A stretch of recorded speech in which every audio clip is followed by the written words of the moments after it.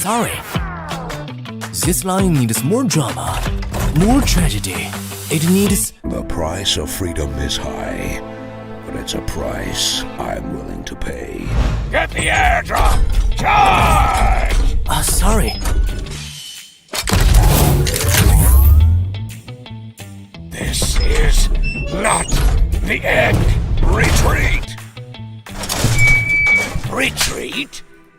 How disappointing. It's gonna cut the Lord! Excellent work.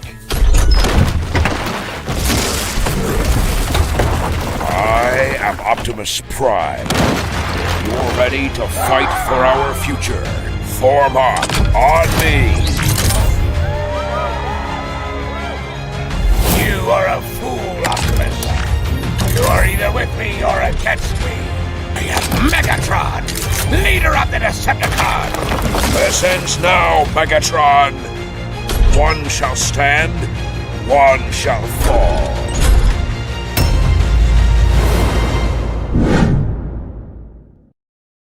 New Tiger Buddy and 3 Buddy sets available now. Calling Tiger Buddy to battle. New Tiger Buddy arrives on the battleground in all its glory. Exclusive Buddy outfit included. Show off your unique battle flair with a stylish look. There's more. Cute weapon finishes, epic helmets, and backpacks await you.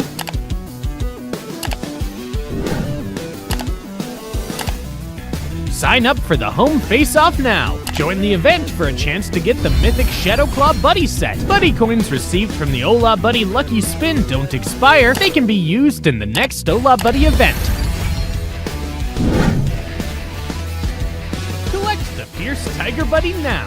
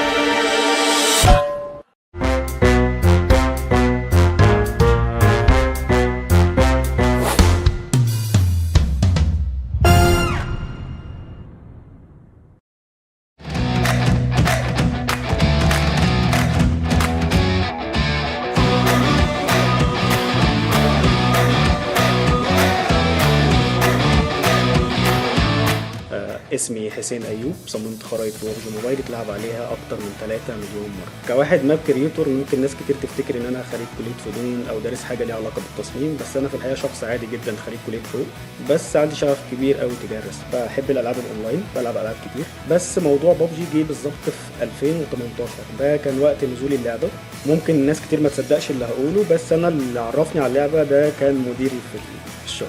فضلت ألعب ببجي موبايل كهواية كجيمر عادي لحد 2023، ومن بعدها دخلت مجال التصميم. أنا كنت وما زلت واخد الموضوع كهواية، ما كنتش أعرف إن ببجي بتعمل مسابقات للمصممين وإن في جوائز وإن الموضوع كبير قوي كده. في 2023 بالأخص اكتشفت إن أنا أقدر أقدم إن أنا أبقى مصمم. أنا عموما صممت خرايط كتير في ببجي اتلعب عليها أكتر، كتوتالي 3,700,000. الخريطة اللي عندي اللي مشهورة قوي اللي هي اسكيب اوف ذا سبمارين، هي اللي خدت ترافيك جامد الفترة اللي فاتت أول ما عملتها، ودي كنت عملتها داخل غواصة في المحيط، وهي كانت على هيئة بازلز كده اللاعبين يلعبوها. وممكن مفهوم الواو داخل ببجي موبايل ده غير فكرة اللعب داخل ببجي موبايل نفسها بسبب الأفكار الجديدة اللي المصممين بيطبقوها.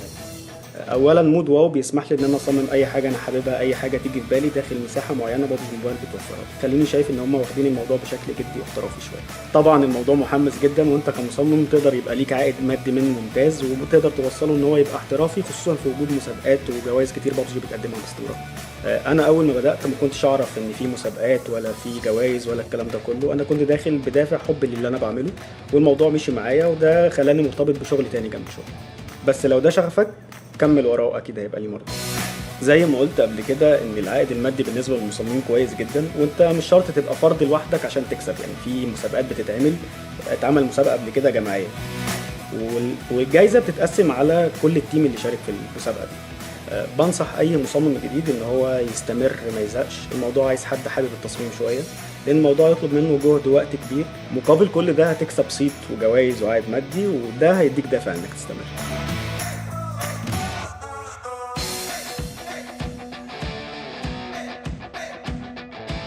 Perkenalkan, nama saya Kibo, saya berasal dari Aceh, tepatnya di kota Banda Aceh. Keseharianku sebagai teknisi HP dari tahun 2009 sampai sekarang. Jadi pertama kali Kibo ikut program kreator, waktu season pertama Kibo mendapatkan juara. Pernah buat Masjid Istiqlal, Menara Kembar di Malaysia, terus kolaborasi sama Bernadia, terus yang terakhir kolaborasi sama IQ merek HP. Perasaannya alhamdulillah senang sekali, terutama Kibo dipanggil itu bukan sebagai teknisi HP tapi sebagai konten kreator WoW. Dan kedua, Kibo juga dari pertama Kibo edit WoW itu dari nol sampai sekarang Kibo bisa dipercaya, itu sangat senang. Dunia World of Wonder ya, dari tim Indonesia sendiri kita waktu itu sempat mengadakan beberapa perlombaan gitu untuk pembuatan map WoW, dan Kibo tuh sempat menang juga. Dan karena dia aktif di komunitas WoW PUBG Mobile Indonesia, itu kita undang Kibo untuk jadi moderator, untuk memoderasi teman-teman komunitas kreator WoW di Indonesia. Teruslah berkarya, apapun ceritanya. Jadikan setiap tantangan sebagai proses belajar menuju versi yang terbaik. Karena di balik semua kerja keras kita, pasti ada hasil yang pantas kita banggakan. Cak susu one more time bro. Memang gila lah doktor kacang susu kita. Pernah juara PMPL, aku nak apa sebenarnya? Jadi pro player, ramai orang tanya kenapa. Jawapan dia simple, aku nak bagi balik dekat komuniti. PUBG Mobile sebenarnya bukanlah tembak-tembak je. Bagi aku, dia satu dunia yang kau boleh cipta ikut imajinasi. Sebab tu, aku mula buat map dalam World of Wonder. Tempat untuk player belajar, explore dan enjoy cara baru main game. Map WoW aku ni bukan sekadar map. Dia ruang untuk player baru polish skill dan maybe satu hari nanti jadi juara yang seterusnya. Aku mungkin bukan lagi pro player, tapi dalam dunia yang aku bina sendiri, aku masih lagi juara.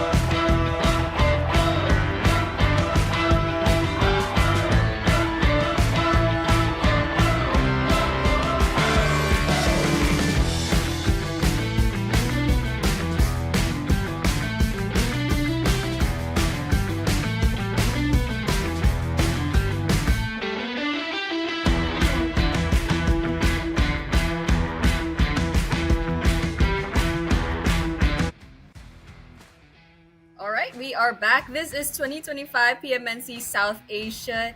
And ladies and gentlemen, good day or good evening, depending on where you are. And this is day number 4 of the playoffs. So once again, we are your casters. My name is Annie and Pika is with me. So Pika, what's up? How are you?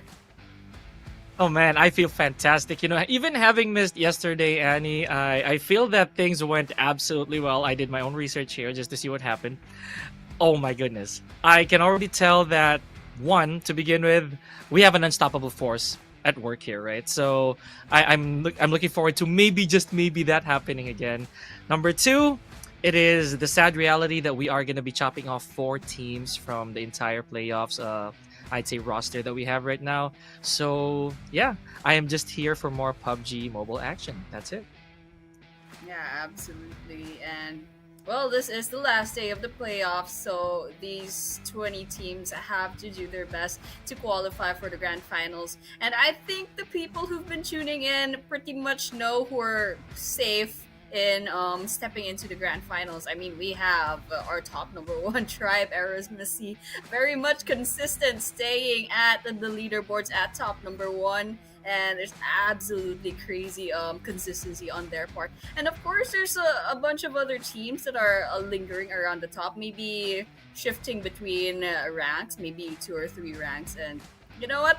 They've also shown a lot of consistency, and there were a lot of great plays yesterday and also the past 3 days, actually. So right now, today, day number 4, it's all about qualifying for these grand finals. So it's especially pressuring towards the teams around maybe ranked number 15 below. Yeah, you know, prior to that, me and Torix, shout out to Torix as well, that we talked about how dangerous it can be between that gray area of 15 downwards. I would even dare say maybe 14, because one good game for any of these teams could really turn the tides. Now, for those of you who tuned in, you're seeing this right. Playoff stage is officially going to get crossed out today. Moving to next week, we have the 15th, the 16th, and 17th of August 2025 for the grand finals, as the golden trophy still rotates ever so stressfully, I would say, for most of our contenders. It is continuous mental pressure, but at the same time, I know they're going to have a lot of fun for the remainder of our games today.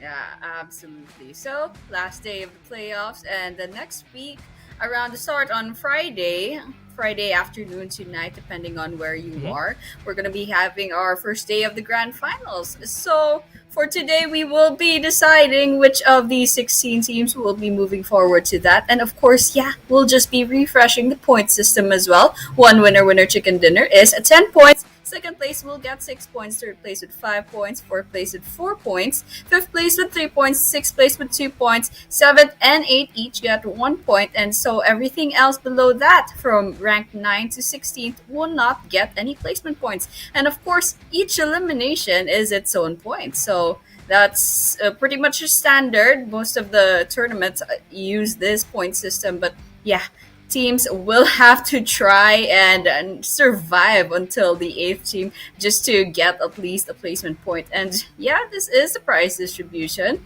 Playoffs, champions will get $2,500, and runner-up will get $1,500. Second runner-up gets $1,000, and well, so on and so forth. Well, yeah, so you definitely want to be within that spectrum of where you're going to get some monetary rewards. But of course, it's all about the grand finals, right? So you want to put your best foot forward. This right here, the lion's share of the gold, I'd say this is the gold, but it's a bonus. No, it is what it is. Now, it's very unfortunate, folks, that we do have to say goodbye, and some teams might have to go back to the drawing board after this. But speaking of teams, these are the teams that are going to be competing for today, for the last 4 days, and for the last time here, Annie. So the likes of Tribe AEROMACY, need we say more about this team? Belonging to Group A, you have the likes of BAGH ESPORTS, right? And the rest is, the rest is for you to take. Yep, those are the teams, the group distributions. So just like the last 3 days, there will be some teams. There will be one group that won't be participating in a map. So, for example, our first map, it will be between Group A, Group B, Group C, and Group G. Group E will be sitting up in the first game. So if you've been tuning in, that's pretty much what we've done rather for the past 3 days. And yeah, this is the overall standing since yesterday. Of course, Tribe AEROMACY with about 35 points in the lead from BLUZZ officials. Absolutely crazy on their part. And so with that, I mean, all you have to do is kind of survive until I believe rank number 16. So these guys on the first page, they pretty much have it, pretty much solidified their place in the grand finals. And yeah, prior to today, I already saw that Tribe AEROMACY already gave their best, right? Just putting one more in the bag yesterday, but I never would have thought that the gap was going to be this big, having moved to our fourth day. But from fourth place onwards, you notice how the gap slowly deteriorates, right? It gets smaller and smaller. So the rest of the teams, while I would say that yes, page one, they're okay. They're pretty much fine. But in terms of seeding, they don't want to slack off because the prize money still differs from rank to rank. Now, here we go. Moving to page number 2. Unfortunately, also kind of where I last looked at them, ANTEIKU right here with 9 points in total. That's still, again, literally 1 point shy from a 2-digiter here, Annie. I know they have to pick the pace up here. So, BAGH ESPORTS, Nave, MAKPEN, ABRUPT Slayers, these guys are, I'd say, breathing okay, but 4 Knights, SMDZ, AKAZAYA, LAFAMILIA, they do have to pick up the pace. Absolutely, I agree with you right there. And I mean, the points difference are kind of a little bit way too close for comfort, and so they'll have to work extra hard and prevent from anyone below their ranking from getting a really good game, because one good game is gonna turn the tides around. And yeah, this is the top 5 eliminators. Of course, ASC Rig still slap at number 1 with 31 eliminations, and coming in second is BLUZZ officials Hawkeye, and number 3 is AST Delta, number 4 is SKD's Wraith, and number 5 is T2K's Zordi. And yeah, I believe this is the first time I've seen Zordi in the top 5 eliminators, and I believe Delta has gone down 1 rank, being replaced by Hawkeye. And yeah, head to head for the post day 3, that would be between AST Rig and BLUZZ officials Hawkeye. Total eliminations, just 2 points gap, and it tips to the favor of AST's Rig. And total knocks, just a little bit on Rig's part as well. The average damage kind of the same, more or less, and there's almost twice as much throwables used for Woke. Yeah, I mean, this has been the way it was, Andy, since I actually started here at the playoffs. Starting to be a little bit professional/personal here, the way that this head-to-head has been going, between Rig and Woke over here. So maybe, just maybe, someone's going to get in between. Otherwise, it is the Batman and Robin, or rather the Batman and Joker of our playoffs. So it is time for the schedule to unfold here for those of you waiting. This time, it's going to be a bit of a heartbreaker for yours truly, and probably Torix if he's watching, because we're only getting 1 Sandhawk today, and that's not until the 3rd match. So Erangel, Miramar, Sandhawk, and repeating Erangel, Miramar for the final day of our playoffs. Oh man, yesterday we had 2 Sandhawks and it was absolutely relaxing. It was so nice. I saw the map schedule yesterday and I'm like, this is the life, man. This is the life. But yeah, we gotta eventually bite the bullet and get these 2 Miramars and Erangels out of the way. And yes, this is the participating teams, I believe, for the first round. This is minus Group E. So with that, lots of familiar names. And of course, we got like top contenders. That's Tribe AEROMACY, that's AST, and BLUZZ officials also going to be here. So the question is now, will Tribe AEROMACY get their 6th winner chicken dinner? Or will a dark horse or a low-ranking team finally get the really good game, solidify themselves in the grand finals? Yeah, you render me excited as well there, Annie, because I know that some of these teams also over here had their first winner chicken dinners yesterday. So for those of you who did tune in, you might want to peel your eyes again here, because it could be could be a very, very good tale for us to tell here today. Now, of course, before I wasn't here yesterday, I was left in awe seeing the fourth winner chicken dinner of Tribe AEROMACY. And I'm happy too that upon looking back, BLUZZ officials also had their second, I feel. So please do correct me if I'm wrong, but I think they did get their own yesterday. If my notes are serving me correctly too, it was the last game, similar to how it was for their very first winner chicken dinner. Oh, really? Is that it? Because I remember, yes, BLUZZ officials, they did get at that last match, and you know what?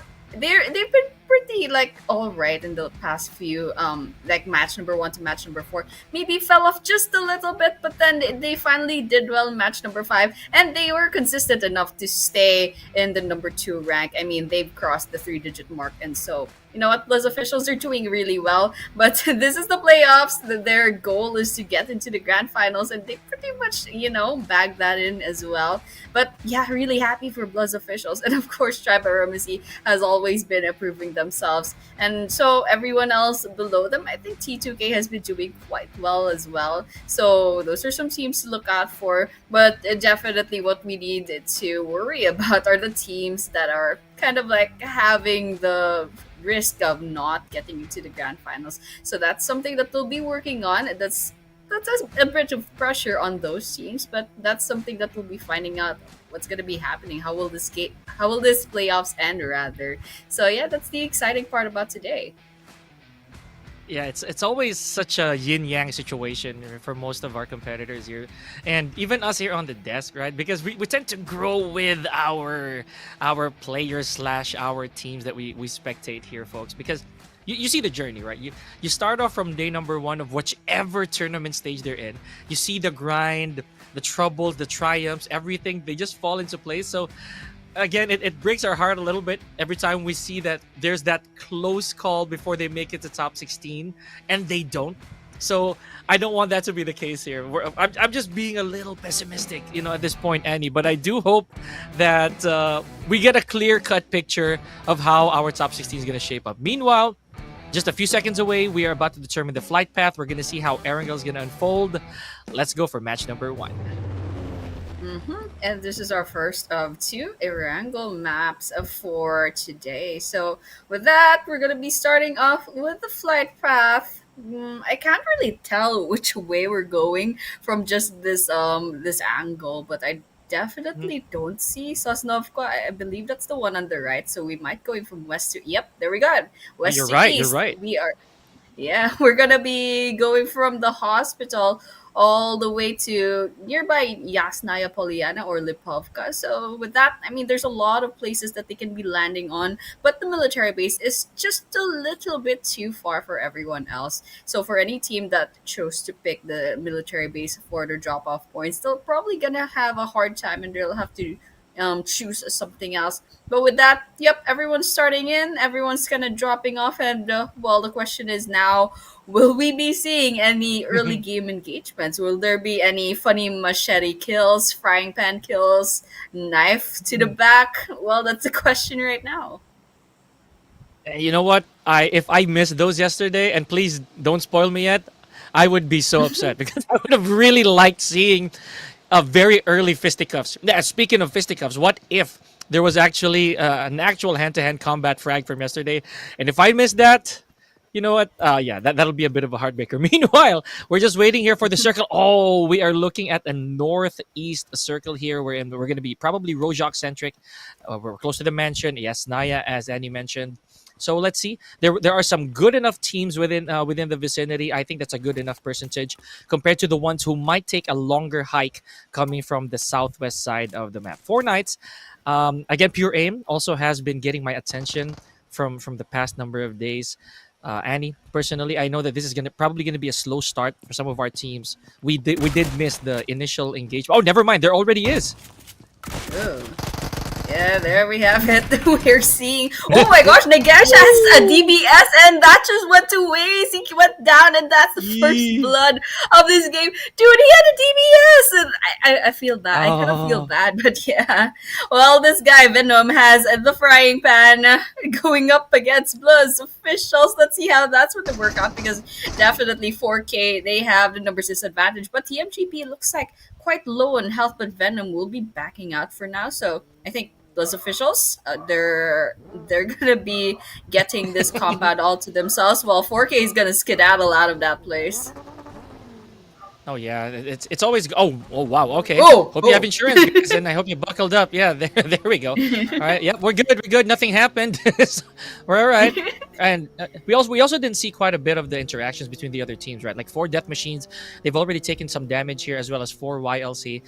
Hopefully we get to take a glimpse of that a little later on. Meanwhile, yeah, it's funny that sometimes those first blood encounters that tend to be quite amusing. It's pretty unfortunate. You already have a DBS in hand, but you really got beaten by an AKM. So that really right there is that's a mismatch, to say the least. As strong as the DBS is, you can't actually go the distance. You got to be point blank for that to actually work, guys. So meanwhile, we're looking at 1 hit. Oh, look at the feed. We already have Agent 27 taken out by instantly by care of the UMP. Yeah, okay. T2K found one, but that was off cam. Okay, it looks like there's a finisher as well. That's our second casualty for the first map. So we're not even 5 minutes into the game. So these guys are running into each other quite fast. And 4DM and 1 hit as well. Wait, 1 hit. We're looking at one hit right now. Okay, 4DM was off camera on the mini map, and so they're gonna be closing in. And yep, there is a whole casualty. 61 players left, so that's 3 deaths so far, not even hitting the 5-minute mark yet. Okay, that is insane. And none of these we actually got to witness, Annie, unfortunately. So yeah. Maybe later on we'll get live action feed, folks. And just a quick tidbit for those of you who did miss a few of the days. 1 hit was actually our very, very first winner chicken dinner for the playoffs. So it'll be amazing if they're able to do that again here for match number 1. Yeah, again, really sad though that they already lost 1 member, but it is what it is. I can say the same for 4K though. Yeah, absolutely. So basically 1 hit, 4K, and there should be a third team that lost 1 member, but nonetheless, 4 death machines. The Aditya is attempting to kind of put some bullets up against a 1 hit, but it's not gonna be connecting just yet. So they're gonna be, I guess they're pulling off from this engagement. They're gonna be backing off, retreating, and going into Rojok. So with that, they're probably gonna go ahead and get some resources, because they don't have the ideal guns yet, but they do have a vehicle. So yeah, they're just gonna, I suppose they're gonna be looking for a safer place to kind of loot about. And yep. Oh, actually, yeah, they have other team members in 4DM over at that part. So I guess they've already scouted the place. Right. They already know where to go. All right, now I recognize as well, just to add to that, the other team that you mentioned earlier that lost a member, it's SDMZ. They did lose 1 member as well. So, okay.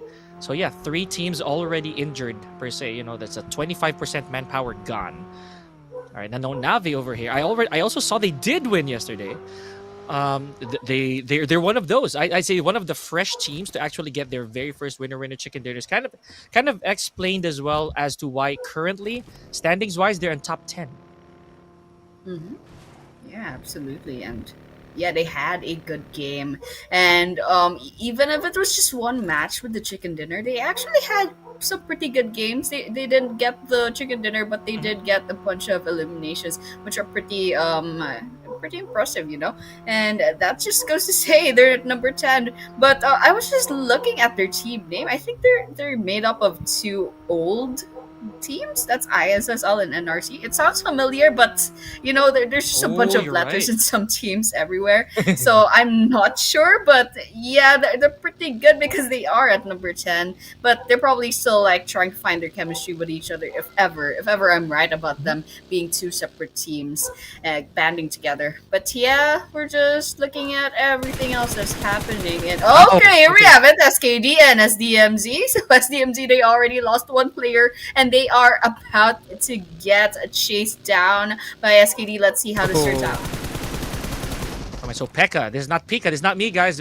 Please make sure that we pronounce that differently because Torix himself actually did make that multiple fumble many times. So shout outs to you, Torix. So Pekka over here in pursuit of SDMZ. We did mention again that they already lost one member. Looks like they're popping a nade very soon here. Oh, but they did get cornered into this compound right here, Annie. They're being hunted. SKD already has their sight sets and on multiple vantage points, or at least Pekka does have information as to where SDMZ is. Meanwhile, Joker already has a frag of his own, or we're waiting for the confirmation, I feel. Yep. So that's pretty much it. SDMZ is stuck inside of this compound, and Pekka with the sniping. Okay, they shot the door down, trying to get some bullets in, but they're not sniping enough. They're not getting those bullets in. So let's see if Pekka will finally get their kill. But yeah, something up in the kill feed. That's ASL finding their own frags against each other. So that's what Joker would want elimination. And well, it looks like they're just out in the open field. I don't really see any other teams nearby, so they're probably gonna be off looking for more potential eliminations. But yeah, we're gonna be seeing the next phase of the circle is gonna be circling around to Bernie, and this is the interesting thing. There's about 20% water in that circle, so that's just gonna force a lot of people to go into that small sliver of land. And I saw a while ago in the map, there's a team all the way south of the island. So these guys, I mean, it's this stage number 2, so they don't have to worry so much about the blue zones damage, but still they have to keep moving because they're a little bit far. Yeah, I was gonna say that, the fact that you're gonna have to go on an absolute hike just for you to get to the northern side of the island. That might take a while. Okay, so here we go. AST versus T2K, looking real personal here. I would say Rules OG a while ago. He already had one frag. I believe he was first blood. So let's see how much more he would thirst to get here. I mean, funny enough, I want to add to a little bit of hilarity and maybe probably the irony of it that we had two Jokers a while ago facing off against each other. It was Joker YT from BAGH that was eliminated earlier by another Joker. So speaking of BAGH, here we go. Extreme knocked down by MAKPEN. So let's see how MAKPEN on kill specifically already had a frag of his own. Oh man. Okay. So Goats over here. You alright, buddy? This is occupational hazard here. Oh my goodness, one hit. Suffering multiple knocks or casualties here. Oh, the car physics today is absolutely insane. They look like hot dogs rolling about. But yeah, potential 2 versus 1 between MAKPEN and I can't quite catch the other team. Okay, I believe that's BAGH. But yeah, grenades out. It is. Potential 1 versus... Okay, there we have it. Oh no, the shots aren't connecting. That was really frustrating to watch. But in the end, MAKPEN finally puts the bullets in. That's 2 eliminations for their side. And well, just taking a look at how BAGH is holding up. They have a 1 player left. Okay, T2K versus 1 hit. This is potential 2 versus 1 turned into a 1 versus 1. Rutz is a very low on health. Grenades coming in. Oh, they pulled back. Okay, there we have it. So Rutz managed to heal themselves up. All they have to do is kind of hunt down the last player of 1 hit. So let's see what T2K does about that. Yeah.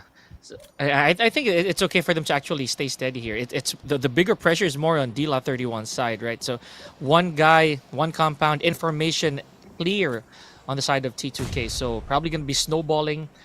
There's the play zone of wow, very early take of a life here. Care of the play zone only at stage number 2. The guy must have had a lot of damage. So Master Zerdy, they're probably going here for a significant pinch. More nades, snowballing. Yeah, no information whatsoever. So I did mention a while ago that still no confirmation. Look at rules. He had to go for the throw, and there it is from SDMZ, another casualty. Alright, okay, we have the 2 versus 1. Did not stand a chance. Mr. Zergy almost got picked off right there, but there was nothing to worry about. 2 versus 1 did not stand a chance, but third party incoming. There's BLUZZ officials to the western side. I'm pretty sure they've heard those gunshots. So all they have to do is kind of act on that information, and let's see if they take this engagement. But all the while, AKAZAYA Esports versus another team. I didn't quite catch the other team, but okay, there's AST and a Real Savages, RS nearby, so potentially 3 teams in Severny. I mean, this is where the circle is, and well, everyone's kind of just looking for their engagements, and we still have 15 teams and 46 players, so there's a lot of potential elimination points that can be had here. So right now we're just gonna be watching out for these 3 teams. Let's see how this plays out. Yeah, I am excited. This is definitely going to pick up a little later on. But speaking of picking up, MAKPEN adding more to their eliminations. There goes AKAZAYA, first team, or rather another team gone, another team eliminated right after 1 hit. So we're gonna see how they regroup a little later on. Meanwhile, SKD eliminating SDMZ in the process with 0 eliminations. Again, very unfortunate for the last couple teams not scoring 1 for the team. Well, it's okay. Wait, I mean, they can go ahead and kind of get into position right now because okay, here we have an SKD. That was a lot of damage to be had, and well, they're gonna be facing off. I believe this is NAVE Naver, and well, nothing much happening. Everyone's just taking position. They're out in the open, so I'm a little bit nervous for these 2 teams, but also on the other hand, this is going to be really exciting. The stakes are high, and it looks like someone, I mean, that's Doom, quite low on health. Okay, we have it. Mafia Himson is taking a lot of damage, gets knocked out of their car, and gets finished off by Lucifer. That's what we call it, confirmed on the kill feed. So that's 1 down on the side of SKD. Man, Nave really needed to get that frag. Okay, beautiful stuff. SKD still in this. Now, Tribe AEROMACY, the big dogs, right? They do have to stay away from the line of fire for sure, unless they do have a clear plan, because there is no bigger target than the ones of the champs, right? Or the ones on top of the hill. I am super excited to see how they're going to go about this. There we go. Rig, the top fragger, the head honcho, puts another 1 to his name. They already have 3 frags as of now. Okay, so now the circle, we're at Severny. Yep, you had to say it, Annie. We're going to get, like, now from 20%. We're looking at probably like a 45-55 here. Still land dominant, but I fear that we are going to have a water battle for the life of me. That might be the case. I mean, that's probably possible, especially for the teams that are trying to avoid violence. Okay, Rio gets a shot down, but quite far, actually. That's pretty impressive. So 4K does get eliminated off, but there's still 12 teams standing. Okay, that kill feed is seeing MAKPEN getting those kills. Okay, Peak 4 gets picked off, rather. And so with that, that's 1 more on the side of MAKPEN. Wait a minute. Let me just look at the statistics. Yep, MAKPEN with 5 eliminations. That's the highest today in this game. So, pretty good game for MAKPEN. They're putting a lot of points to their name. And, well, this is a good start. This is a good start for day number 4 especially. Okay, BLUZZ official joining the fray. SKD gets a 1-player knockdown on their side. So, well, it's a mess in the mini-map. So, we're gonna have to keep our eyes peeled because a lot of things are gonna happen really soon. With MAKPEN, they're the most bloodthirsty as of the moment, Annie. I don't know how much more they can rack up, looking by how they are. They did lose 1 player earlier, though, so numbers definitely not going to be on their side, and that might be the case. You know, that might be the determining factor as to how good they will play, or more importantly, how long they will last, because we're still at 12 teams strong, which means that none of these teams are yet viable to take points, right? So they have to survive. It is going to be the name of the game. But survival right now is very, very far off for a lot of our players. We have Wokai already knocked here, so BLUZZ already, and losing 1 player as well, Annie. This is very dangerous for BLUZZ. Yep, I don't like how this is ending up, but BLUZZ is definitely not giving up. That's a lot of grenades coming in. Okay, not a lot of damage connecting, however. Gyro throwing that grenade. Let's see if it deals damage. Doesn't seem to be that way. Ooh, it's quite a mess around in the containers. Okay, that's a knockdown. Gyro gets mini from the side of NAV. Okay, that's a finisher. Gyro's taking a lot of damage. On the other hand, it's quite a mess actually. Okay, 2 versus 1. Okay, 1 versus 1. And there we have it. Lucifer, the last person standing, gets eliminated off at rank number 11. And with that, well, it's not over yet because there's a lot of other teams joining in. So that's ASC right now on our screens. And they might be going up against 18 nearby. Uh-huh. Oh man, and we didn't actually see those 2 other frags, right, on the side of AST, because a while ago when we checked, I think they were like at 4 or 5. So those last few frags, it eluded us quite a bit. We were really focused on how BLUZZ was going to survive that encounter. That was really scary. Too close to the chest, I might add. Okay, so Rig has information on the whereabouts of real savages right here. I know he saw that car. I'm just not so sure if he's actually seeing some people out there. Cloud taken by the play zone, knocked proper. So we're at stage 4, Annie. This is going to be painful already. Oh, speaking of painful, there goes Rig. He's going to have to duck down a little bit here. Got to go for healing. All right. Let's see. Rig kind of just playing it safe for now, and there's a lot of grenades coming up. Okay, yep. Oh, man. Just looking at the screen, there's a lot of people to worry about. The whole squad of ASL nearby, and 4GM down to 2 healthy players with Aditya leading in the revive. Ouch. Okay, cool. Took a lot of damage. Aditya, yep, that's their priority right now, getting another player up. Okay, that grenade is very dangerous, but still Cool is alive. That's crazy. So they managed to revive Aditya. Grenade again. Gets knocked down again. That's really unfortunate. I don't like this positioning at all. And ASL, they're hitting the mark. Not quite precisely, but they're in trouble. Okay, there we have it. I think this is gonna be the end for Death Machines. Once Killmonger managed to get away, but it's definitely not good for Aditya and Cool right now. Okay, that was a bit sad, right? for Death Yeah. Machines, you were really caught in a corner, had no choice, no backup nearby whatsoever. You just had to wait for your own untimely demise to fall upon you. Okay, here we go. ASL.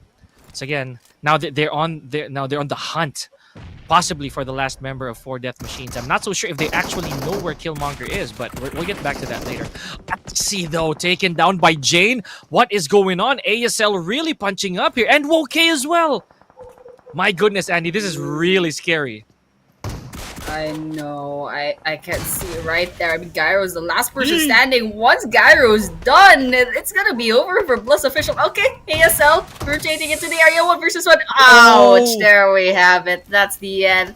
That's the end for BLUZZ officials. ASL taking them down as the 10th team on this Erangel map. I mean, this game is quite exciting, and we're still not even 20 minutes into the game, and well, there's a lot of pretty good highlights over now. But okay, Killmonger, wow, that's a great grenade throw. Absolutely insane. Now we're down to 8 teams.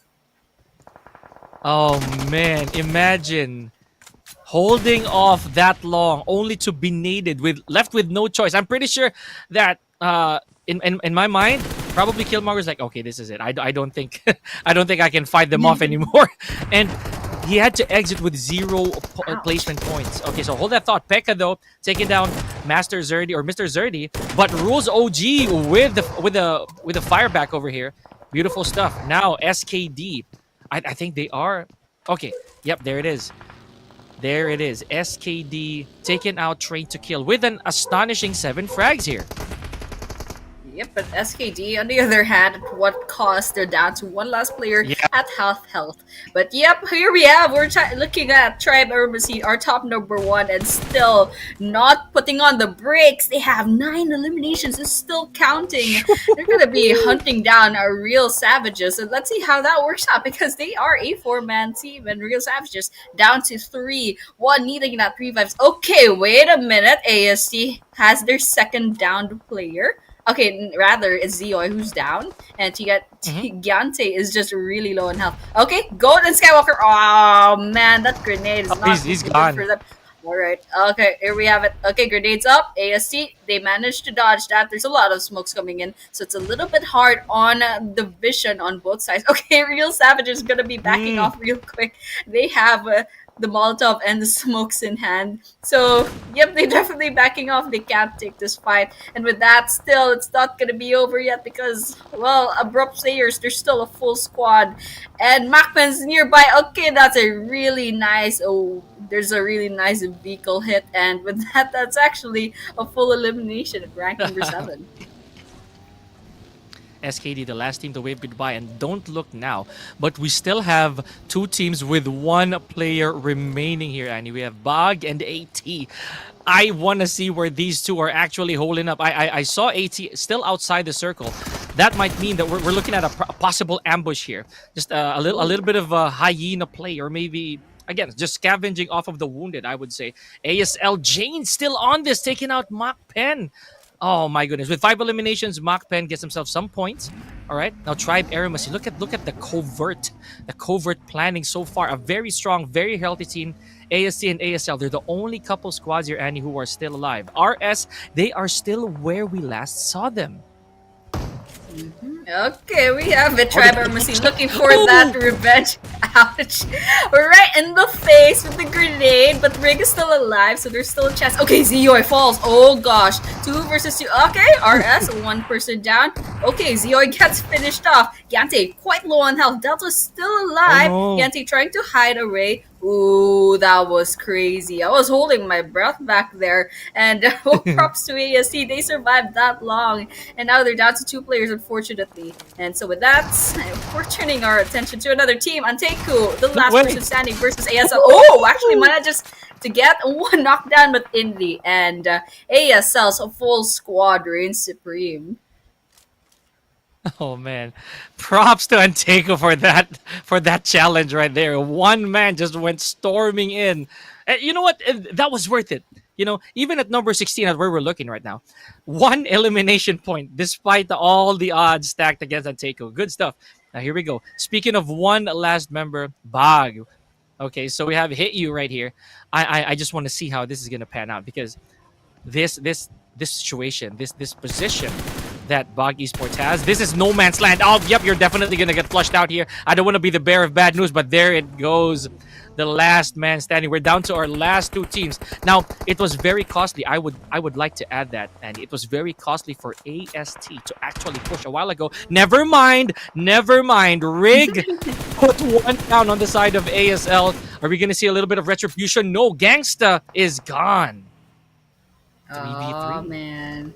Oh man, down to the last 2 teams, and well, this is AST, the beast of this playoffs, and Abrupt Slayers. I mean, they're pretty good as well. They managed to stay alive. Plus, with the 10 eliminations, they're doing really well. This is a really good game for ASL as well. So, you know what? 50-50 pretty much. AST, I mean, they're not being favored by the circle, so they're definitely going to be pressured sooner or later once that blue zone closes in. But they do have buildings, and ASL, they're out in the open. Okay, Jane takes a bunch of damage from AST. This is pretty good. And Jane is definitely trying to hide behind that boulder.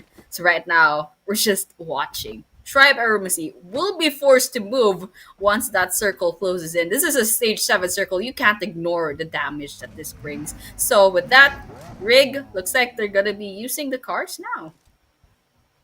Oh, yeah. Oh wow. My goodness. We go walking right, or in this case, driving right through enemy sites.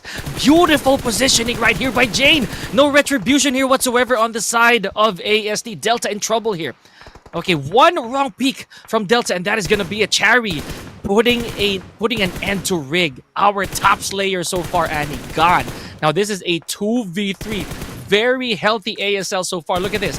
Giante backed in a corner, a little too far to engage. Okay. Cherry looking okay, looking quite all right behind that boulder. Man, I am so terrified right now for Tribe AEROMACY here, Annie. Absolutely. Oh gosh, Delta is taking a lot of damage. That's a knockdown. 1 versus 3. Yante all alone at getting eaten up by that zone. Oh gosh, this isn't good. Okay, here we have it. ASL. That's crazy. ASL managed to topple down to top number 1 and win this first winner chicken dinner. They had a good run. That was the last I saw. That was like 10 eliminations. I believe they ended up with 12 or something. And wow, that's absolutely crazy. And of course, Tribe AEROMACY still riding on that momentum. Great first map for this day number 4. I just felt like I had 2 cups of coffee at the same time having watched that. My heart is pounding. That is insane. Okay, and they were so close. Tribe AEROMACY was so close to getting their 6th winner chicken dinner. But ASL, for lack of better term, Annie, they just outplayed the big dogs, right? They had them pinched because knowing that Tribe AEROMACY, they had to evacuate their spot. They had to leave care of the circle. ASL took advantage of that information, went for an ambush, and thank you to Cherry for all that damage that Cherry inflicted on Tribe AEROMACY. Meanwhile, take a look at some of the action here from the highlights, guys. This is what happened earlier on. ASL, undoubtedly a deserving winner chicken dinner, right? That was beautiful. Absolutely. I love the positioning of Jane over there. I was really worried for Jane. I didn't like the fact that they hid behind the boulder. I thought it was kind of risky, but in the end, they made it work. And I mean, Jane with 7 eliminations is absolutely crazy. And that's 916 damage. And so ASL, they have a total of 12 eliminations. So Jane 7, Cherry 3, Joker with 2, and Gangsta with 0. But still, very beautiful gameplay coming in for ASL. I mean, they had the circle on their favor, and they did not take that for granted. They went ahead and put Tribe AEROMACY again, like put pressure against Tribe AEROMACY. And so this is the match summary: 57 total eliminations, 7,875 total healings, 2 vehicle eliminations, 56 total knocks, 250 total throws, 13 headshots, 3 airdrops, 2 and the snipe for tonight is 381 meters by AST Delta. Man, I don't know if that was the shot we actually saw earlier, right? I'm just going to try to look back at that. But that was a beautiful, that's an amazing shot from Delta, if we're going to say so ourselves. So this right here, look at the testament. And this is what's crazy. Imagine if for some reason Tribe AEROMACY did pull out of that one with the winner chicken dinner. They'd be up to like 29 points. And that would hurt the chances of ASL actually getting more points than they do now. So nonetheless, this is a beautiful standing so far. Again, it's very sad that we have AKZ and SDMZ leaving without a single point. But let's see how they're going to do in the coming games. Yeah, absolutely. So quite a nice number of points for ASL and ASC for this game. Unfortunately, just 1 digits for everyone else. And this is the overall standings. Tribe AEROMACY possibly might cross the 200-point mark today. Maybe not, but there's a huge possibility. It's definitely not impossible. Coming in second, almost 50 points in gap, is BLUZZ officials at 126, and everyone else is over here. So there's still T2K, SKD, Hidden Leaf, dropping to number 5. DRS is still number 6, but they didn't play just yet. For YONKO, Lucky Cats as well. ABRUPT Slayers at number 8. I believe I saw them at number 10 just a while ago. So it's a good jump. But they are tied with 4 Death Machines. And this is the rest of the standings. We have, the bottom list is right now it's 4 Knights, SDMZ, AKAZAYA, LAFAMILIA, and ANTEIKU. They definitely have the pressure on their side right now. Yeah, at this point, it is safe to assume that ANTEIKU probably embracing their fate, unless miraculously they would go for a double-digit frags with winner chicken dinners, right? And that's only to catch up to possibly top 16. So I'm gonna hold my breath for that one. Hopefully, we do see some better plays moving forward from our bottom teams. Meanwhile, Rig making a bigger gap between him and Woke over here with 35 eliminations thus far, leaving the throne still warm. I want to see how the other games are going to pan out a little later on, Andy, because we are off to a very good start for the last day of our playoffs. Yeah, absolutely. I've already seen some pretty good highlights just a while ago, and that was our first match for tonight, for today, rather. And, well, I just hope that it's gonna be this kind of, this level of exciting all throughout, because that was a good match. Number one, this has been Erangel. This has been the most basic map for these 20 teams, rather. And so with that, I mean, congratulations once again to ASL for bagging a lot of points in this game, and of course, Tribe AEROMACY. That's a huge, it's a huge good win for them as well, because they had a lot of points. But before we go on to match number 2, we will be taking a short break. So for those of you guys tuning in, thank you so much. We'll be seeing you in a few minutes.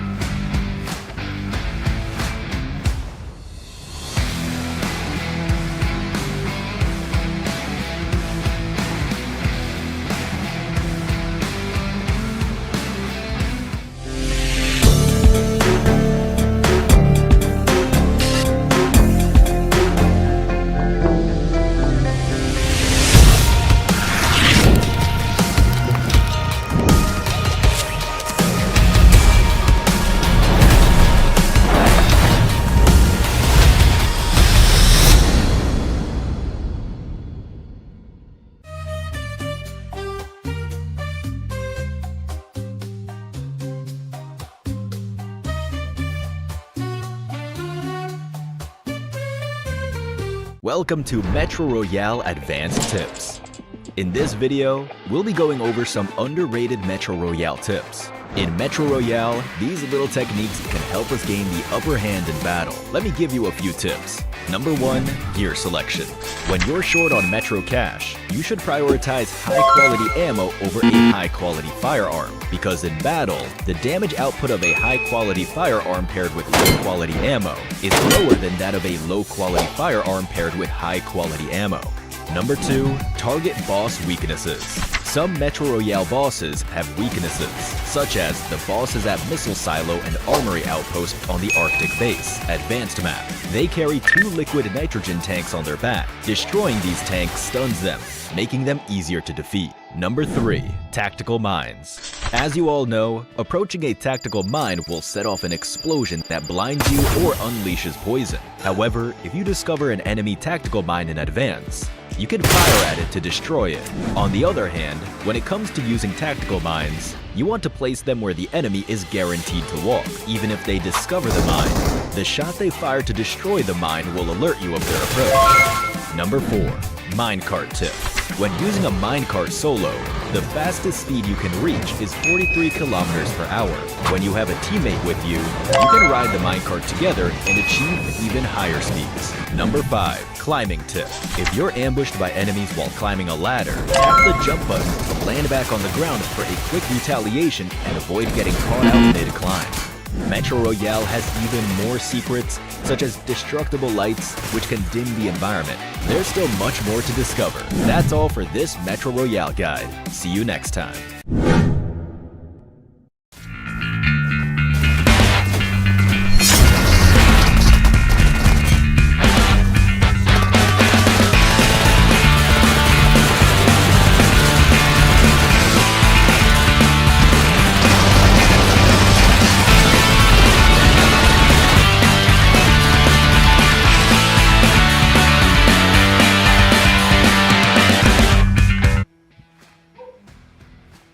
Oh, this time around, folks, the gods did bleed for our match number 1. We had a bit of a denial there for Tribe AEROMACY's potential 6th winner chicken dinner. Welcome back to the PMNC South Asia Fall Playoffs. My name is Pika, joined by Annie. So that was game number 1.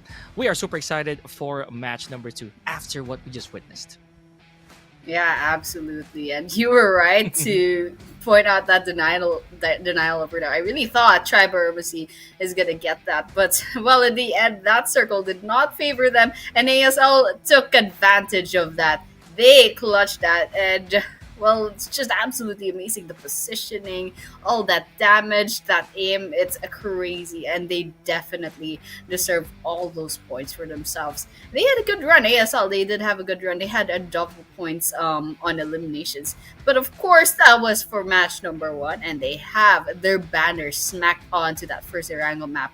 The second will be the Miramar. And these are our participating teams. We're still going to be seeing our head honchos right now. We're going to be seeing Tribe AEROMACY, those officials, and I can't quite see ASL. Maybe they're not. I'm not sure. I think I might be blind. I guess we're not to be seeing. They're going to be taking a break. They are the teams that are going to be sitting this one out. But yeah, Miramar map. This is going to be a desert, lots of waiting, lots of elevations, possibly a lot of sniping as well. But so what it lacks in, they're going to be lacking a lot of trees, a lot of foliage. They're definitely just going to be out in the open. And that's just a typical Miramar map. So this is the flight in our second match for today. And so with that, we're going to be going to a pretty straight flight path from east to west. They're probably one of the straightest flight paths I've ever seen. You know, we're headed, we're going westward for today, Annie, or at least for our first Miramar here. So, yeah, this is going to be very interesting because the way that this is, we are going to pass through every hot spot, right? Like every crazy section of Miramar right now. We have San Martin, we have Pecado, we have Monte Nuevo, everything. And Los Leones, I'm more than certain that there are going to be teams who are headed for that. It just just a little bit of an effort from where they are. So as we mentioned, Miramar, the land of sand, as I always say, that there's going to be very little greenery for you to hide, but the high ground here is absolutely abundant. So if you manage to secure those, you better hang on to them and hang on to them tight. Yeah, absolutely. Get those sniper guns and then find a really good elevation for yourselves. And you're just going to be pretty much looking at the land below you like you're looking at the menu on a restaurant, just picking who you want to pick off right now. And, well, speaking of pick off, I'm not really seeing any teams, any engagements right now, just from the map itself. I don't know if SDMZ and MAKPEN is going to run into each other, but, well, we are seeing a first circle, and just like our first match, it's going to be maybe 15 to 20% water in that circle. So this is going to be interesting. Hopefully, this is going to mean a fast game just like our last game. Okay, DRS finds their first kill. Cyclone bags that first blood. Right, with very little ammo to begin with, but there we go, the Winchester 45, I would say one of my favorite, I'd say underrated first drop pickup guns, you know what I mean? So it's good that he managed to lay his hands on that. Oh, there we go, never mind, he already traded up for a SCAR and a UMP 45, so looking good here, Cyclone, and looking good DRS. First blood, as you mentioned, so yes, we don't want to jinx the fact that a while ago we did kind of wait a little bit before we had some significant bloodshed, if I could say so myself. So let's see how that's going to go. The good thing is, though, let's be a little positive here, is that we're not going to get a two-time winner chicken dinner anymore, at least a back-to-back, rather. So now the question is, once again, laid out there. Is AST going to take the lead again? Are they going to go for their 6th? They do have plenty of games to go with today. This is only number 2. So if AST learns from that mistake, because if I'm gonna go a little bit backwards here, and it was that one push against Real Savages that really dented the defense of Tribe AEROMACY earlier on. Yeah, really helped out. kick ASC down a notch and just gonna help ASL bag that chicken dinner as well. But I'm just looking at the leaderboards right now. I don't think the gap between ASC and BLUZZ looks like that. I'm not sure, but yeah, definitely something to look out for. I think, and DRS bid that 100 points. So I mean, these guys, DRS, it's not just this tournament that they're going in strong. I saw previous tournaments. These guys are absolutely insane. So I'm really excited to see how this will play out, especially since this is going to be their first match for today. So let's see how well prepared they are for the last day of the playoffs.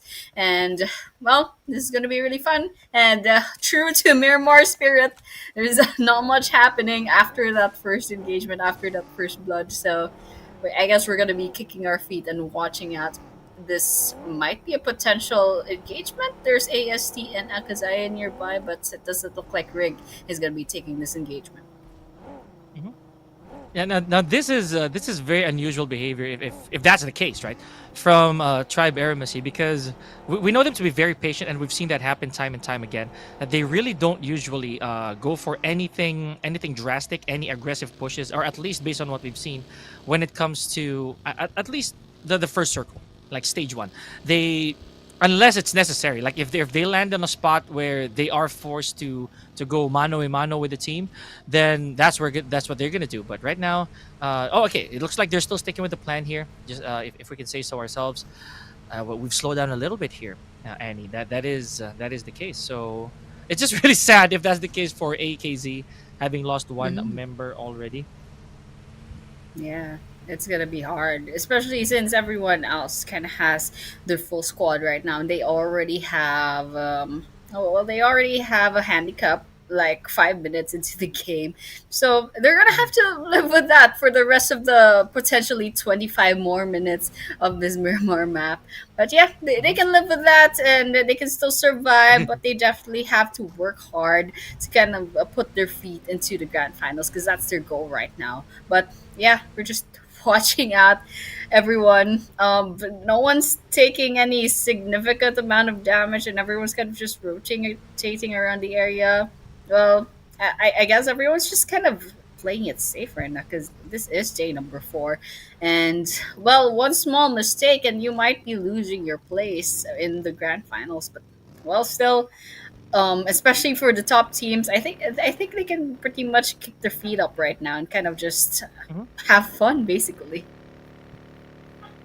Yeah, so just to loiter a little bit, probably scout the vicinities for hopefully rare resources. Oh, I saw Scorpion though. Okay, speaking of rare resources, please pick that up, I beg you. No, okay, never mind.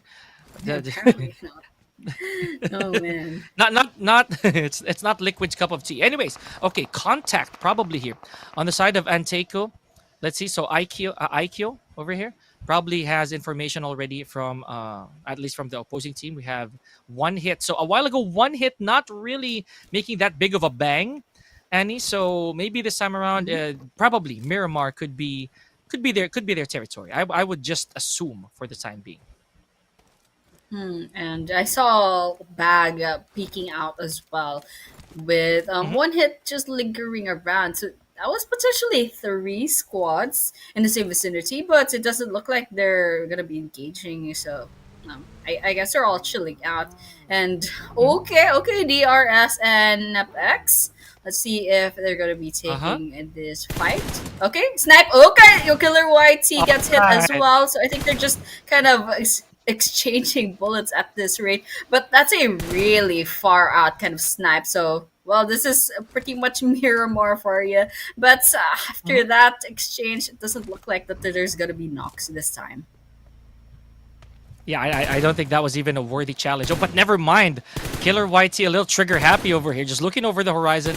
Let's see how long they're gonna be keeping this up. Oh my goodness. Okay, a little bit of a graze over there. Excuse me. Let's see if Killer YT is going to continue this. I'd say this back and forth over here, Annie. I don't get it. So we have Rex from NEPX still shouting, basically, still yelling at where the opposition is. Again, they do have the bullets to go, as well as the scopes. So Let's check up on them a little later on, shall we? Meanwhile, for Yonko Lucky Cats here, probably has information on where MAKPEN is, because that continuous peeking. Oh, there we go, contact. All right, so they're gonna be going up against each other, and I think this is gonna be a little bit more effective than what NEPX and DRS were doing a while ago. Okay, MAKPEN, they do have their horse with them. They're kind of horsing around at this rate, but yeah, it looks like MAKPEN will be rotating, so they're gonna be going away from the vicinity of 4 Yonko. So I guess that's their choice right now. But yeah, NEPX, okay, vehicles coming in. And there's, of course, I believe that's still DRS at the oh my gosh, that car. Okay, okay, these guys. I mean, the game physics, it's all fine. See, they're still running about. Okay, so I suppose they're gonna be disengaging from that fight. Probably try to get a better position, but nearby there's actually Tribe AEROMACY as well, so let's see if we're gonna be seeing a potential three-way fight. Okay, before Yonko Lucky Cats is also nearby. One hit, okay, NEPX, and one hit is also nearby, so wow, this is gonna be messy really soon. I'm counting on it actually, but let's see if that is going to be the case moving forward. So, speaking of NEPX, again, the fact that there are 12 teams from Nepal in the playoffs, that already kind of gives me that good sense of anxiety that there will be a big amount of recognition here between teams, right? They know how the other teams are playing for sure. So I know that's a little off topic, guys, but you have to consider, and if we're gonna be real about it, then that plays a part in the success of some of our teams. I mean, look at Tribe AEROMACY, right? To begin with, they've been playing this for quite a long time. Recognizes a lot of the names, so that really does spell some bits of again familiarity. Meanwhile, back to the action. The entirety of BAGH falls victim to NEPX right here, Annie. Oh my gosh, it's just Hito. That's all that's left. Oh man, BAGH says goodbye. NEPX cleaning up the mess. But yeah, one hit is going to be a potential third party over there. But before that, we might be watching Tribe AEROMACY and DRS going up against each other. Okay, Gete gets one Thabs, that's off cam. But we're looking at a potential 2 versus 1 with Cyclone an example. Going up against Zoy. Not sure where everyone else from AST is, but okay, Zoy has that really good sprays coming in. Example took a lot of damage. Okay, we're gonna be up with the grenades next. That's in exchange. The grenades of DRS did quite hit. Okay, Cyclone was down. Alright, that's one down. Okay, Zoy is gonna be closing in, trying to get that finisher. Example is, I think, backing away. Okay, Zoe falls, and that's a revenge kill. I don't think this is looking good for ASC, especially since the rest of Tribe AEROMACY is way too far away. And yep, Zoe did not stand a chance. That's one down on the side of Tribe AEROMACY. Oh, okay, that's pretty sad. The cavalry was just a little too far away. Okay, stage number 3. I actually did not recognize how quick we've left stage 1 and 2 just like that. Okay, here we go. Real Savages, Jiggle God. Well, I've become a fan of this guy, for the past how many days, right? And I'll also be honest here. I believe that Cyclone a while ago he was unaware of, or rather there was very little information from Zio right there that there was backup waiting nearby as he took out Cyclone. So really tragic. I think the bloodlust from that encounter just really drew him into trying to finish off Cyclone. But there it is. Pay the price, I would say. Now Tribe AEROMACY once again with 3 men. They're gonna have to withstand this for how long more, ladies and gentlemen? At minimum 4 more stages before we end this Miramar. So look at this. At the bottom near Impala, we already have some teams starting to make their way into the circle, because this is going to start to hurt, and we know this already, that the Blue Grim Reaper is very unforgiving, right? So stage number 4, the pain is definitely going to be real. Absolutely. And well, they will have to go ahead and get those rotations in. because, well, stage 3 is not gonna be forgiving. And speaking of that, there's a lot of things happening for one hit, and they're down to their last player. That's Destro. I don't know if you can go ahead and get those revives in at this rate, because it's gonna be a little bit hard. Okay, they still manage to get the other players up. Okay, they're being sandwiched, however, by SDMZ and NEPX from two sides. So this is going to be a little bit hard. At least they have the buildings on their side. But on the other hand, well, once one of these teams gets information, it can be a little bit hard to get out of this situation. But yeah, we're looking at Hidden Leaf Esports right now. They're definitely hidden. I don't think they found an elimination, an engagement just yet, because they kind of still have their resources in, and they have all their health, and they have all their players. But for Yonko, Lucky Cats are nearby, so let's see if they can act upon that information right now. And of course, MAKPEN with their high ground, they have ANTEIKU on their scopes. Oh man, okay. Yeah, we're gonna get back to MAKPEN here, folks. Now, 4 Knights. A lot of damage taken here by Venom, and the car not looking very healthy. Ooh, okay. Yeah, again, car physics, as Annie was mentioning. I had to take this. Oh, man. Forced out of the vehicle, but gets Minto, knocks Minto down. But Anish, again, not very far off, was able to go for a retaliating shot. NEPX, I'm not so sure if Yeti has information on where NEPX actually is, but that's pretty close.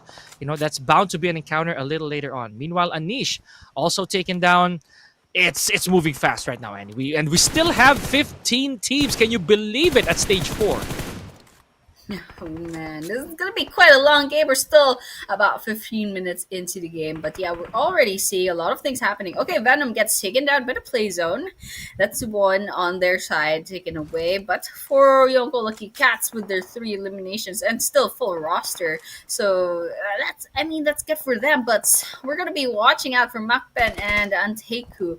ANTEIKU definitely has a lot of pressure going onto their side, especially since they have to climb their way up the leaderboards if they want to qualify for the grand finals. But they did finally cross the 2-digit mark. Finally. And with that, I mean, they're still kind of struggling, but they still have their full squad, so they still have a chance. But on the other hand, SKD and BLUZZ, okay, there's also potential over there. Okay, Cloud trying to get those sprays on. They have the vehicles on their side. LaFamilia, all the while off camera, gets eliminated off as well. So with that, ANTEIKU gonna be going up against MAKPEN, and this is kind of dangerous because there's also one hit and SDMZ nearby. Yeah, they gotta have eyes at the back of their heads at this point, right? So, especially where they are. So, hopefully we get to see more encounters like that, right? Okay, here we go. Cloud gets a little bit of action over there, and Aku. Okay. We're looking at Aku. I don't know what the plan here is, but yeah, definitely gonna need a revive on the side of AT. Here we go. Omega from one hit, taking out one member of MAKPEN. That is huge. Because a while ago, MAKPEN looked like they were gonna be in for a very long grind. There we go, though. Drac again, care of Rig. So MAKPEN slowly falling down like flies. Down to the last man, I would say. So I don't know what's going to happen to MAKPEN over here. But BLUZZ, don't look now. We have one down in the form of Axie, care of Killer YT from DRS. Alright, so with that, I mean, there's a lot of things happening. Cyclo gets one more. And, well, we're down to 44 players, and it looks like there's a lot of teams that are kind of hanging by a thread, especially MAKPEN and 4K with their one player left, and BLUZZ alongside SDMZ hanging on to 2 players. So this is going to be exciting because we're already 17 minutes into the game, so potentially maybe 10 minutes more of all this action. Okay, Gante falls from a high distance. I'm not sure if that was... Okay, that's just a knockdown, so there's still a second chance for this guy. JD, oh my gosh! Was looking the wrong way, but still manages to get that knockdown. That's pretty crazy. Well, that was pretty good, and well, they'll have to move away from that 2 zone to kind of get away from this situation, especially since you still have to worry about BLUZZ and SKD nearby. So let's see what JD will be doing about that. Oh man, what was that? That was insane. Okay, JD, man, is a bit slick. Now we have TMG8 over here from BLUZZ, still trying to escape. Oh, but I think the enemy fire is just a little too much. I want to see how that's going to go. Our feed is still a bit busy right now. Here we go. Rex taking out Donnie from AKZ, so that's one more. I think that's gonna leave one last healthy member from AKZ. We're gonna check up on that in just a bit. So 5 frags so far on the side of DRS, tied with NEPX right here. So and both teams are still complete. Oh, beautiful frag from Example. There goes TMG8 and BLUZZ. Our second strongest team for this game, leading with 0 eliminations and 0 placement points, Annie. Alright, so BLUZZ, they didn't quite get anything out of this map, which is kind of unfortunate, but still, I mean, they have a lot of points as sitting at their feet, so they kind of can just kick back and relax right now, especially since coming in third, I think there's a huge gap anyways, but still, it would have been great if they got a little bit more points, but still the playoffs. They can go chill out. They can't they don't have to worry about too much. But yeah, okay, we're taking a look at Hidden Leaf Esports is still staying hidden. Unfortunately, they don't have their first elimination yet. And well, Tribe AEROMACY, they're down to 2 players. Oh, I suppose Yante got picked off a while back there. Maybe I just forgot. But yeah. Okay, MAKPEN finally got picked off from their last player. Lots of things popping up in the kill feed. Alright, Delta sprays in, trying to snipe. Okay, got spotted. Takes a bit of damage. They're gonna have to back off. Oh man, so that's where they've been, folks. After those few casualties from Tribe AEROMACY, they did have to try and find the safest spot possible. Meanwhile, hold that thought, we have 4K eliminated already with 1 frag only to their name. And AKAZAYA, AKZ also gone, but this team right here tied with 21 points so far with LF, but with no elimination. So pretty sad, pretty tragic. ANTEIKU, we have Shafu over here. I think trying to contest SDMZ, but to no avail. Okay, you got a lot of medkits, but your spot definitely compromised. Absolutely. Alright, ANTEIKU, they're still up in the game, but it's just IQ. That's all that's left. Okay, if they're going to be going up against SDMZ, it's going to be a little bit hard. Okay, Shafu is still nearby, but it's going to be a little bit hard to get there and try to get that revive in. Well, IQ, I think the most safest thing that this guy can do at this point is stay alive, try to get those placement points. Okay, grenade coming in, it's not going to hit anyone.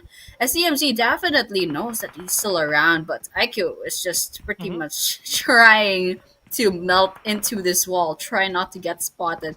Okay, Naeem, nearby. Okay, all right. Just one more wall. I don't know. I think they might be inside this building. They're trying to search him up, but they're not gonna be finding him there. So IQ is kind of just like holding their breath right now. Okay, if only they knew. They don't have the information, but if only they knew. Oh man, this could turn out to be absolute cinema if IQ makes it out of this one. Okay, I want to stay here. Oops. Oh, that's a hit mark right there. That's going to be information. Okay, are you going to peek? Oh, there it is. There's already a peek. Information has been laid out. Oh. Yep, yeah, there you go. You see, IQ already got some damage in.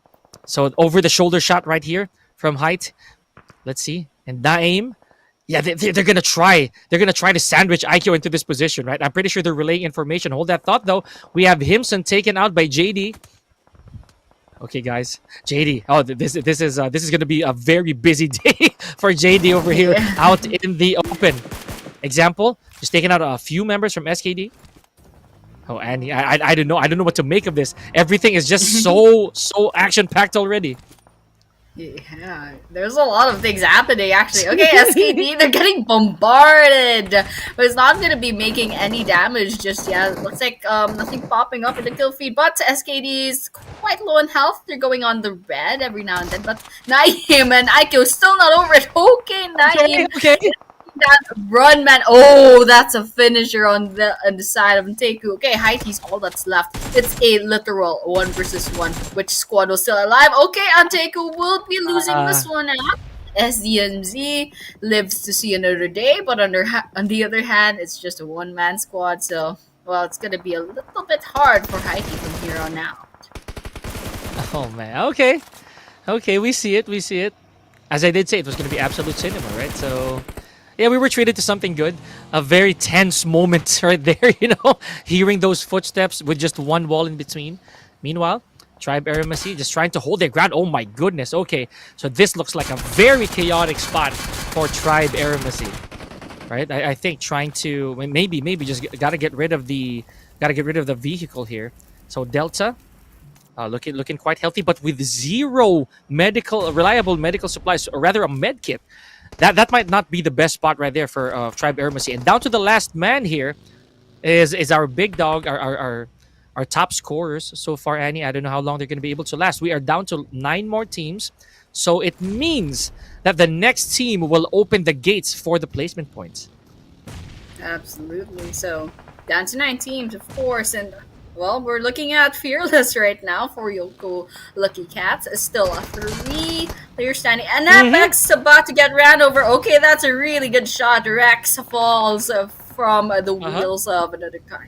But yeah, one hit is also joining the fray. Okay, that's a finisher. Zoro gets that. Rex will be taken out by 4 Yonko Lucky Cats. And, well, I want to see how NEPX is doing there. I think they're down to their last player. All they have to do is kind of hunt them down. Okay, the leaderboard's gone. Okay, we're just going to be relying on the kill feed right now for Yonko Lucky Cats. 7 eliminations. And, well, Fearless is knocked down. So they're going to have to go ahead and get their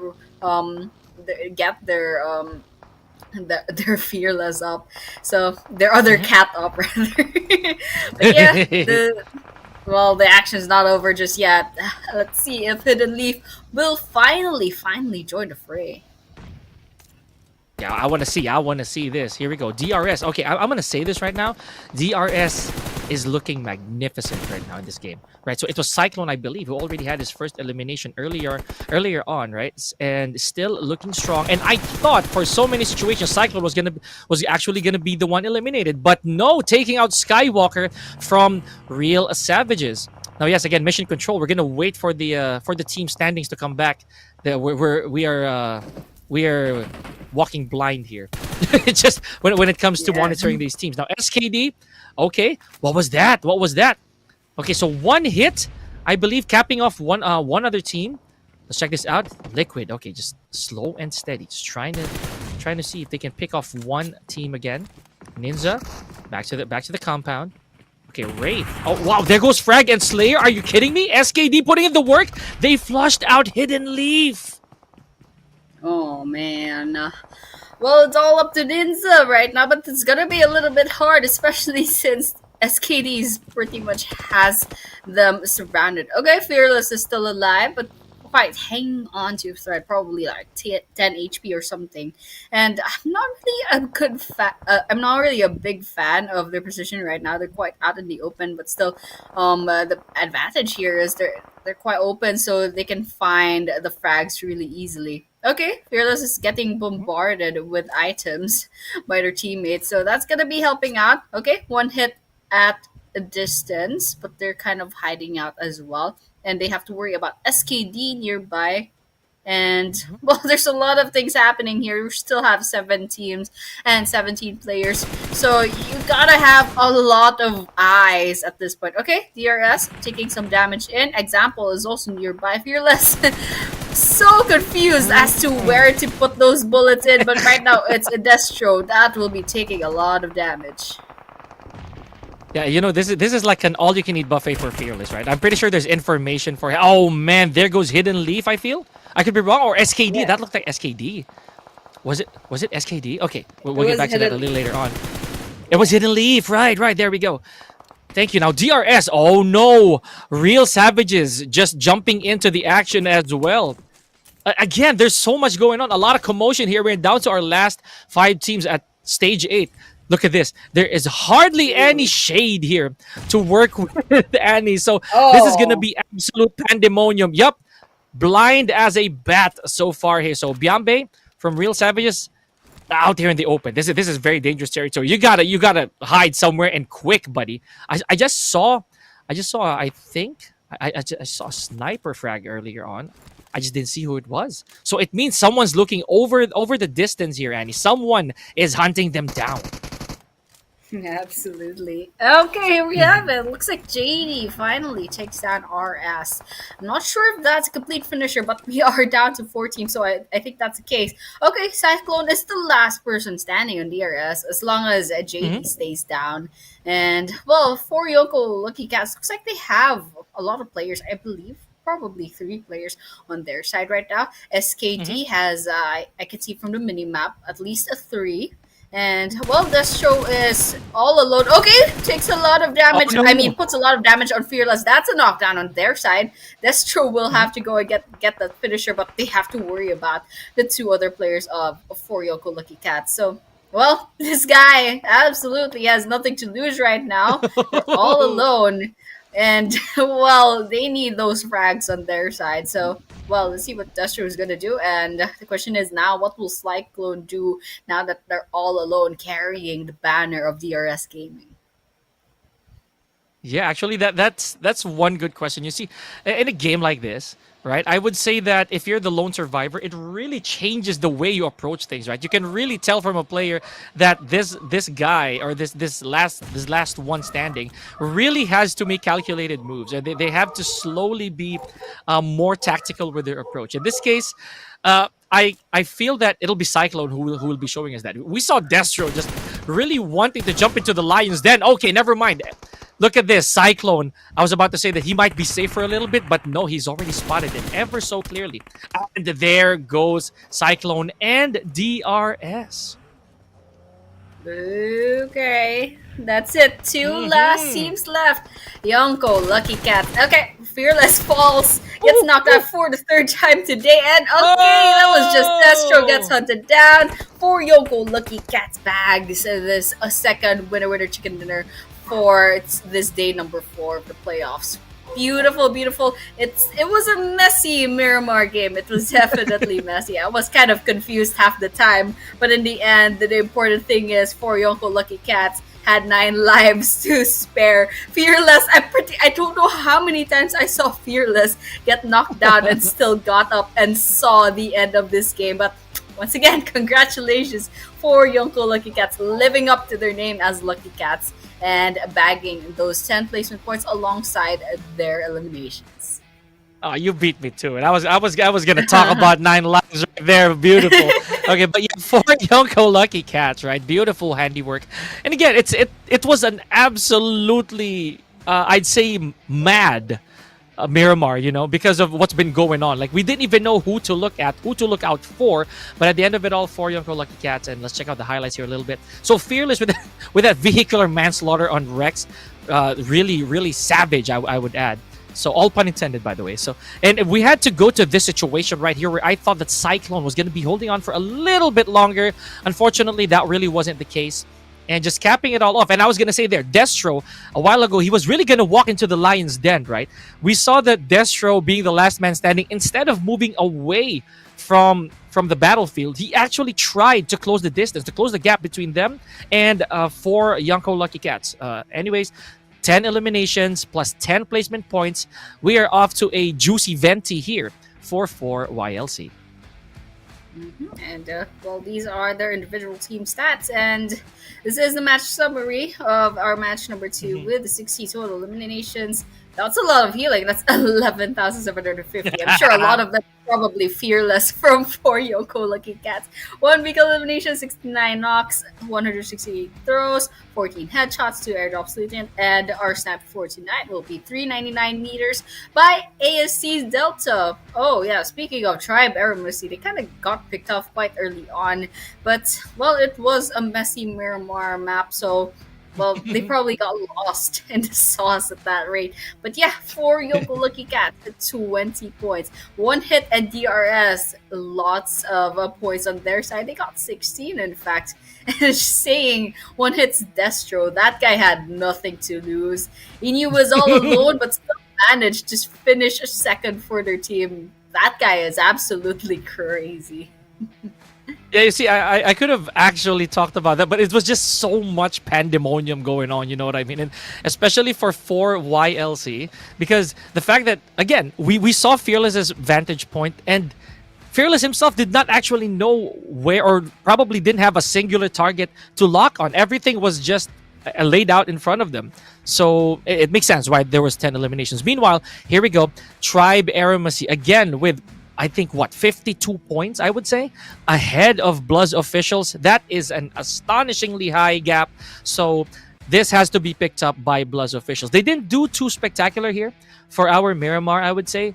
But again, let's just be honest here. This is pretty much a safe zone for BLUZZ officials. Train to Kill, SKD, DRS, as well as four YONKO Lucky Cats still on that 3-digit mark.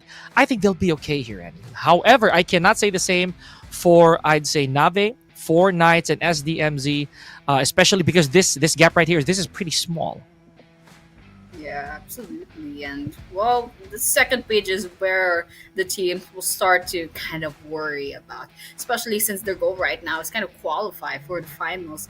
And yeah, I'm kind of worried about Nave as well. I mean, they've been doing really well, but they kind of, when they do well, they do really well, and when they don't, well, that's like whole 0 points as well. So they're kind of polarizing at this rate. And yeah, top 5 eliminators, ASC Rig is still over there, sitting at their number 1 spot. Poke still at second, is finally tied with Wraith in third from SKT. ASC Delta falls to number 4, and Zordi still staying at number 5 with 26 eliminations.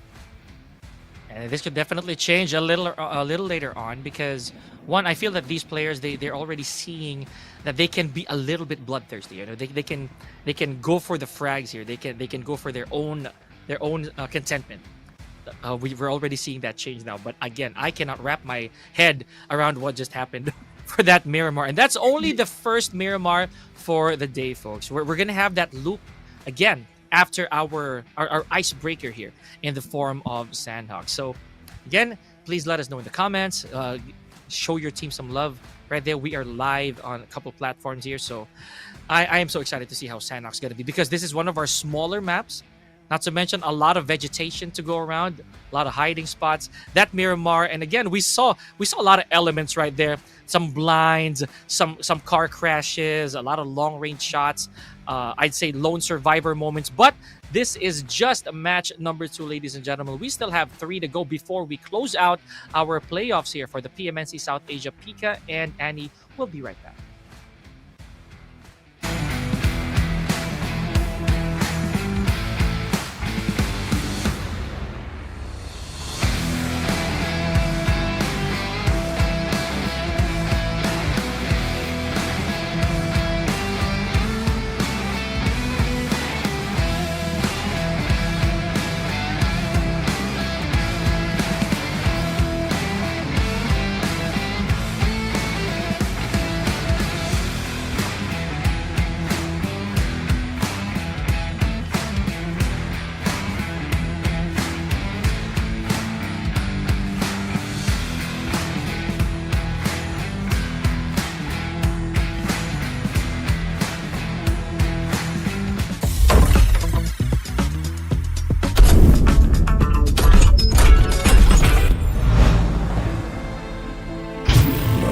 Of freedom is high. Sorry. This line needs more drama, more tragedy. It needs... The price of freedom is high, but it's a price I'm willing to pay. Get the airdrop! Charge! Sorry. This is not the end. Retreat! Retreat? How disappointing. That's gonna cut the Lord. Excellent work. I am Optimus Prime. You're ready to fight for our future. Form up on me. You are a fool, Optimus. You are either with me or against me. I am Megatron, leader of the Decepticons. This ends now, Megatron. One shall stand, one shall fall.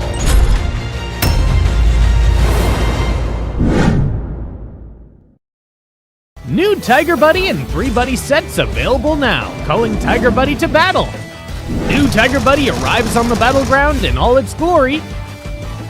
Exclusive buddy outfit included. Show off your unique battle flair with a stylish look. There's more. Cute weapon finishes, epic helmets, and backpacks await you.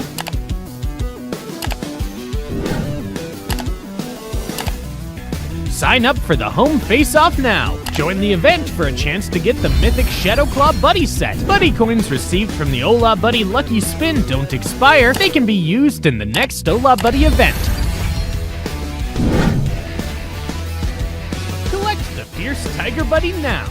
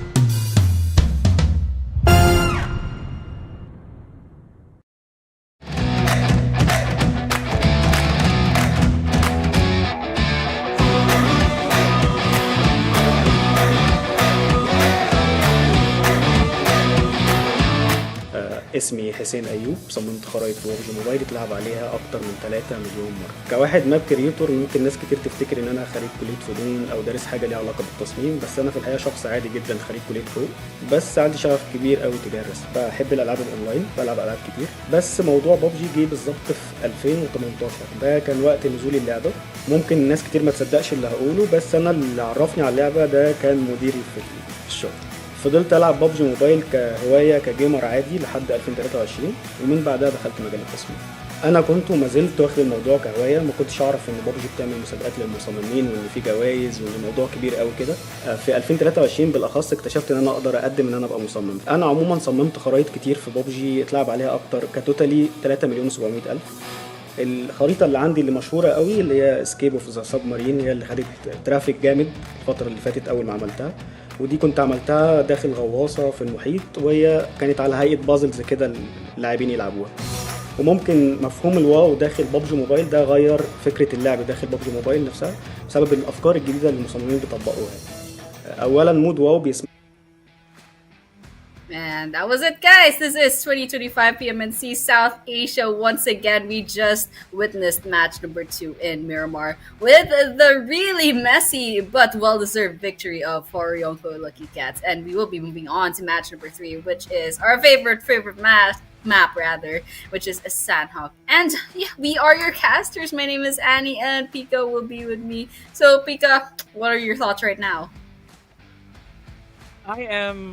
I am baffled by the entirety of our Miramar, simply because that is probably one of the most, again, for lack of a better term, one of the messiest, one of the most cinematic even, you know, a little hint of Michael Bay in there somewhere, you know, because we got explosions left and right, plus again soul survivor moments for some of our teams.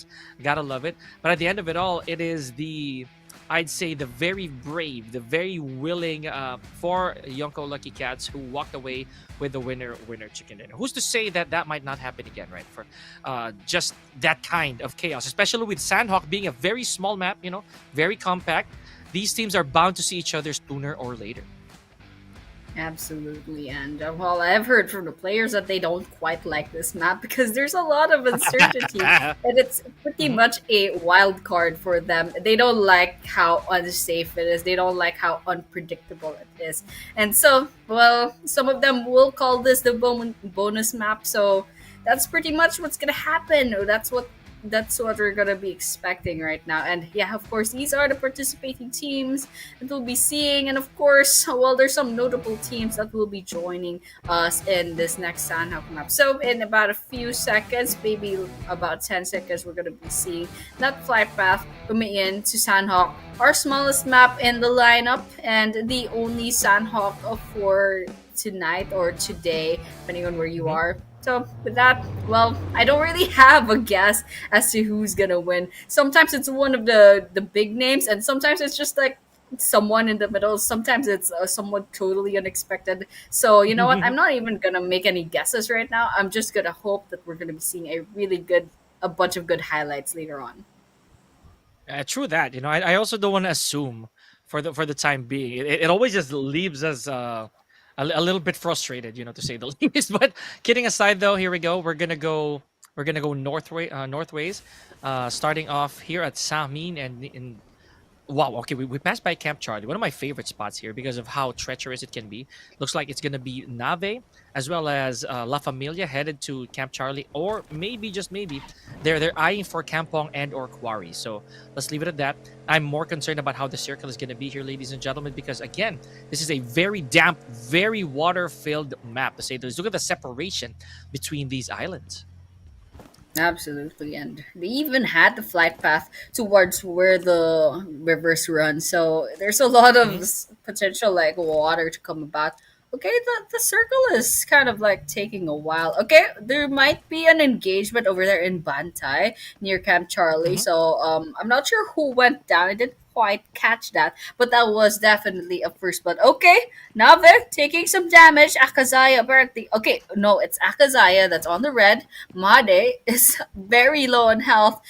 Doesn't quite. Okay, that's a pretty decent gun, but they don't have any healing items, so they definitely have to take that risk. Try to find some healing items at this rate. But yeah, basically, well, they're just kind of getting some resources right now, but definitely this is not a good place to be with AKAZAYA and Nave.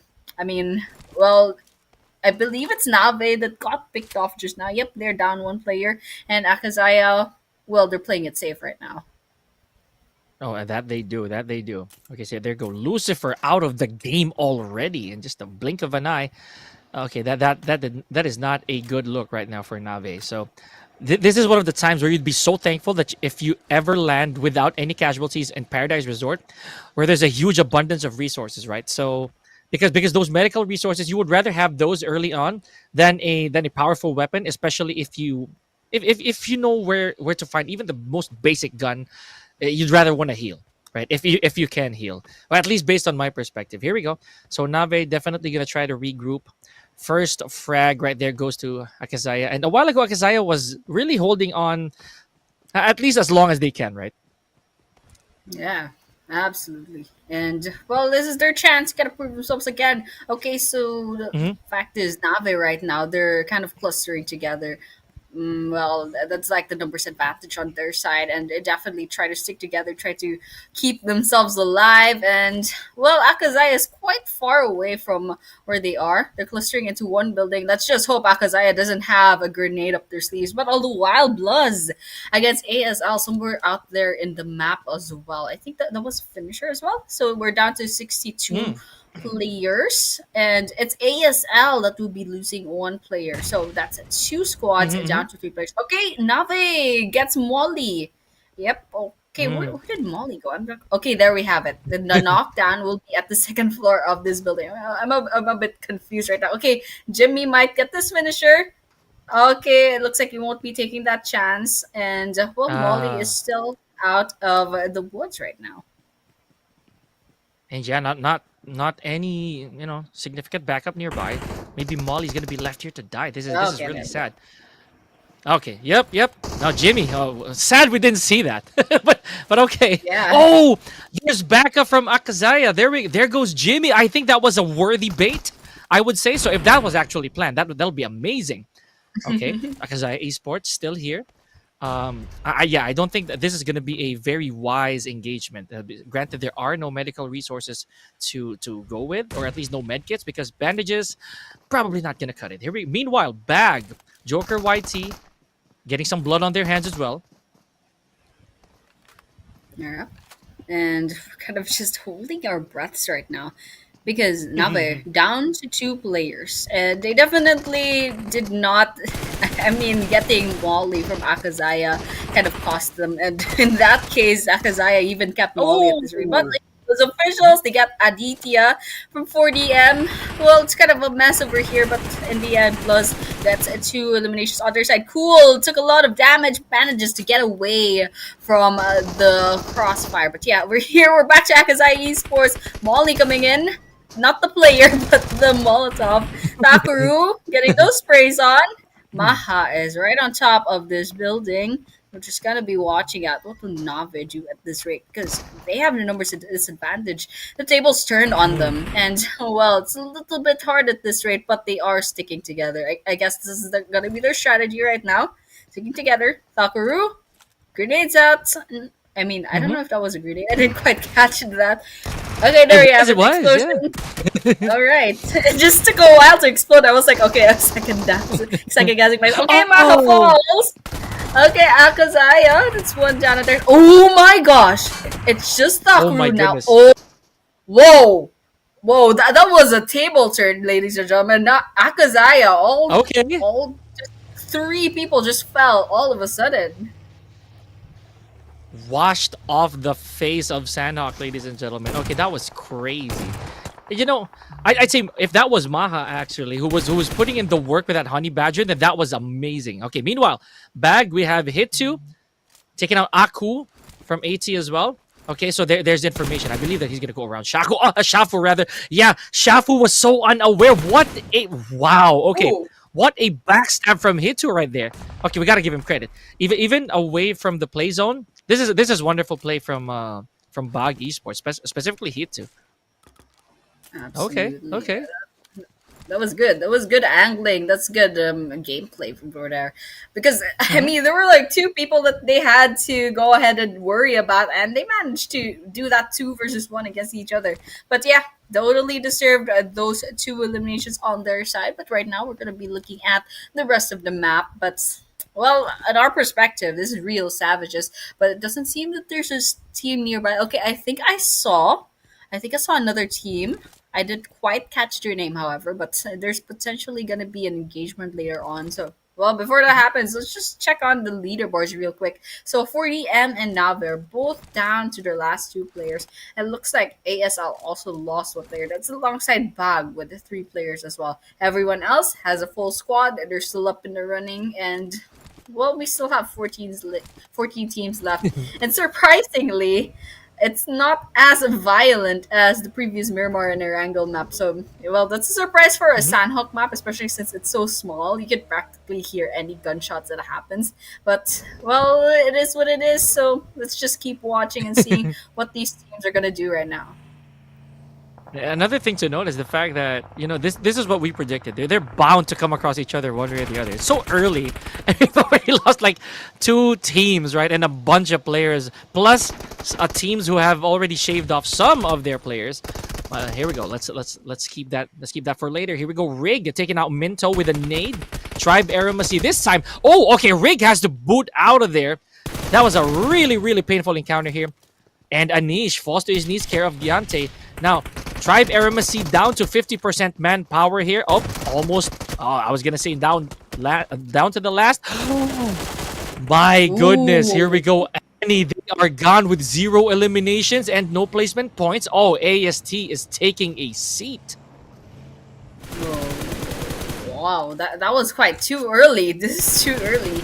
But then again, they're sitting on like 51 points against BLUZZ, so that's actually cool. But BLUZZ is slowly climbing up. But then again, there's only like 2 more maps after this. Actually, 1 more for AST because they're gonna be missing out on 1 map. But yeah, we were watching TMG8 falls on the side of BLUZZ. That's a 2 knockdowns on their side, so this is going to be a little bit hard, especially since they have only 2 players left to work around with. So that's Axie and Wokai. I don't know if they can get this revive in the back. Okay, ASL once again getting those sprays on, but no eliminations on their side, no knocks either. So, well, it looks like they're going to be having to go ahead and get those repositioning. Okay, Jane on the crosshairs. not connecting, but definitely gave away their location. There's some bullets coming in, but yeah, they're just kind of trying to go ahead and get ASL. Okay, ASL, half of their squad is going up against the two players of BLUZZ up above. So they managed to revive. I believe that was I forgot who got revived, but one of them got revived. So they're down. They're up rather to 3 players once again. Oh, this is so dangerous for all of our teams. Especially look at DRS, and I also feel for BLUZZ right there, having lost one member already. If I'm looking at that right, because again they do have a lot of pressure on their backs here. A lot of teams are trying to chase their points, right? And eliminating them here will allow the others, especially like T2K, DRS, to climb up the ladders ever so slowly. Meanwhile, one hit already has another knock on the board, or one knock on the board rather. Let's see if that's going to be a confirmed frag. Yes, sir. That's from 4 death machines. My goodness. Just like that, they are gone. Now, NEPX already in the sights of DRS. However, Cyclone, a bit of retaliation care of Claw. So NEPX does have some cavalry waiting. This is going to be a very tight back and forth between DRS and NEPX here, Annie. Absolutely. And, well, I'm a little bit worried over here.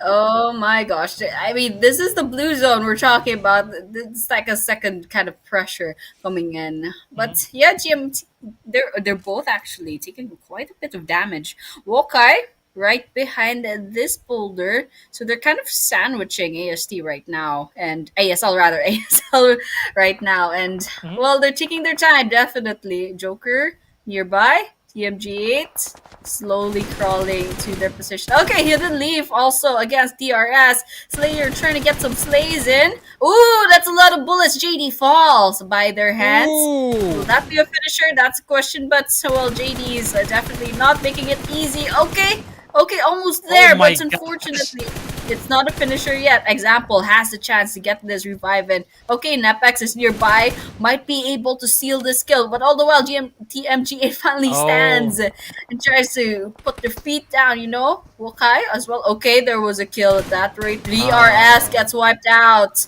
Hands of NEPX, and with that, I mean, there's a lot of Goliaths falling at this rate.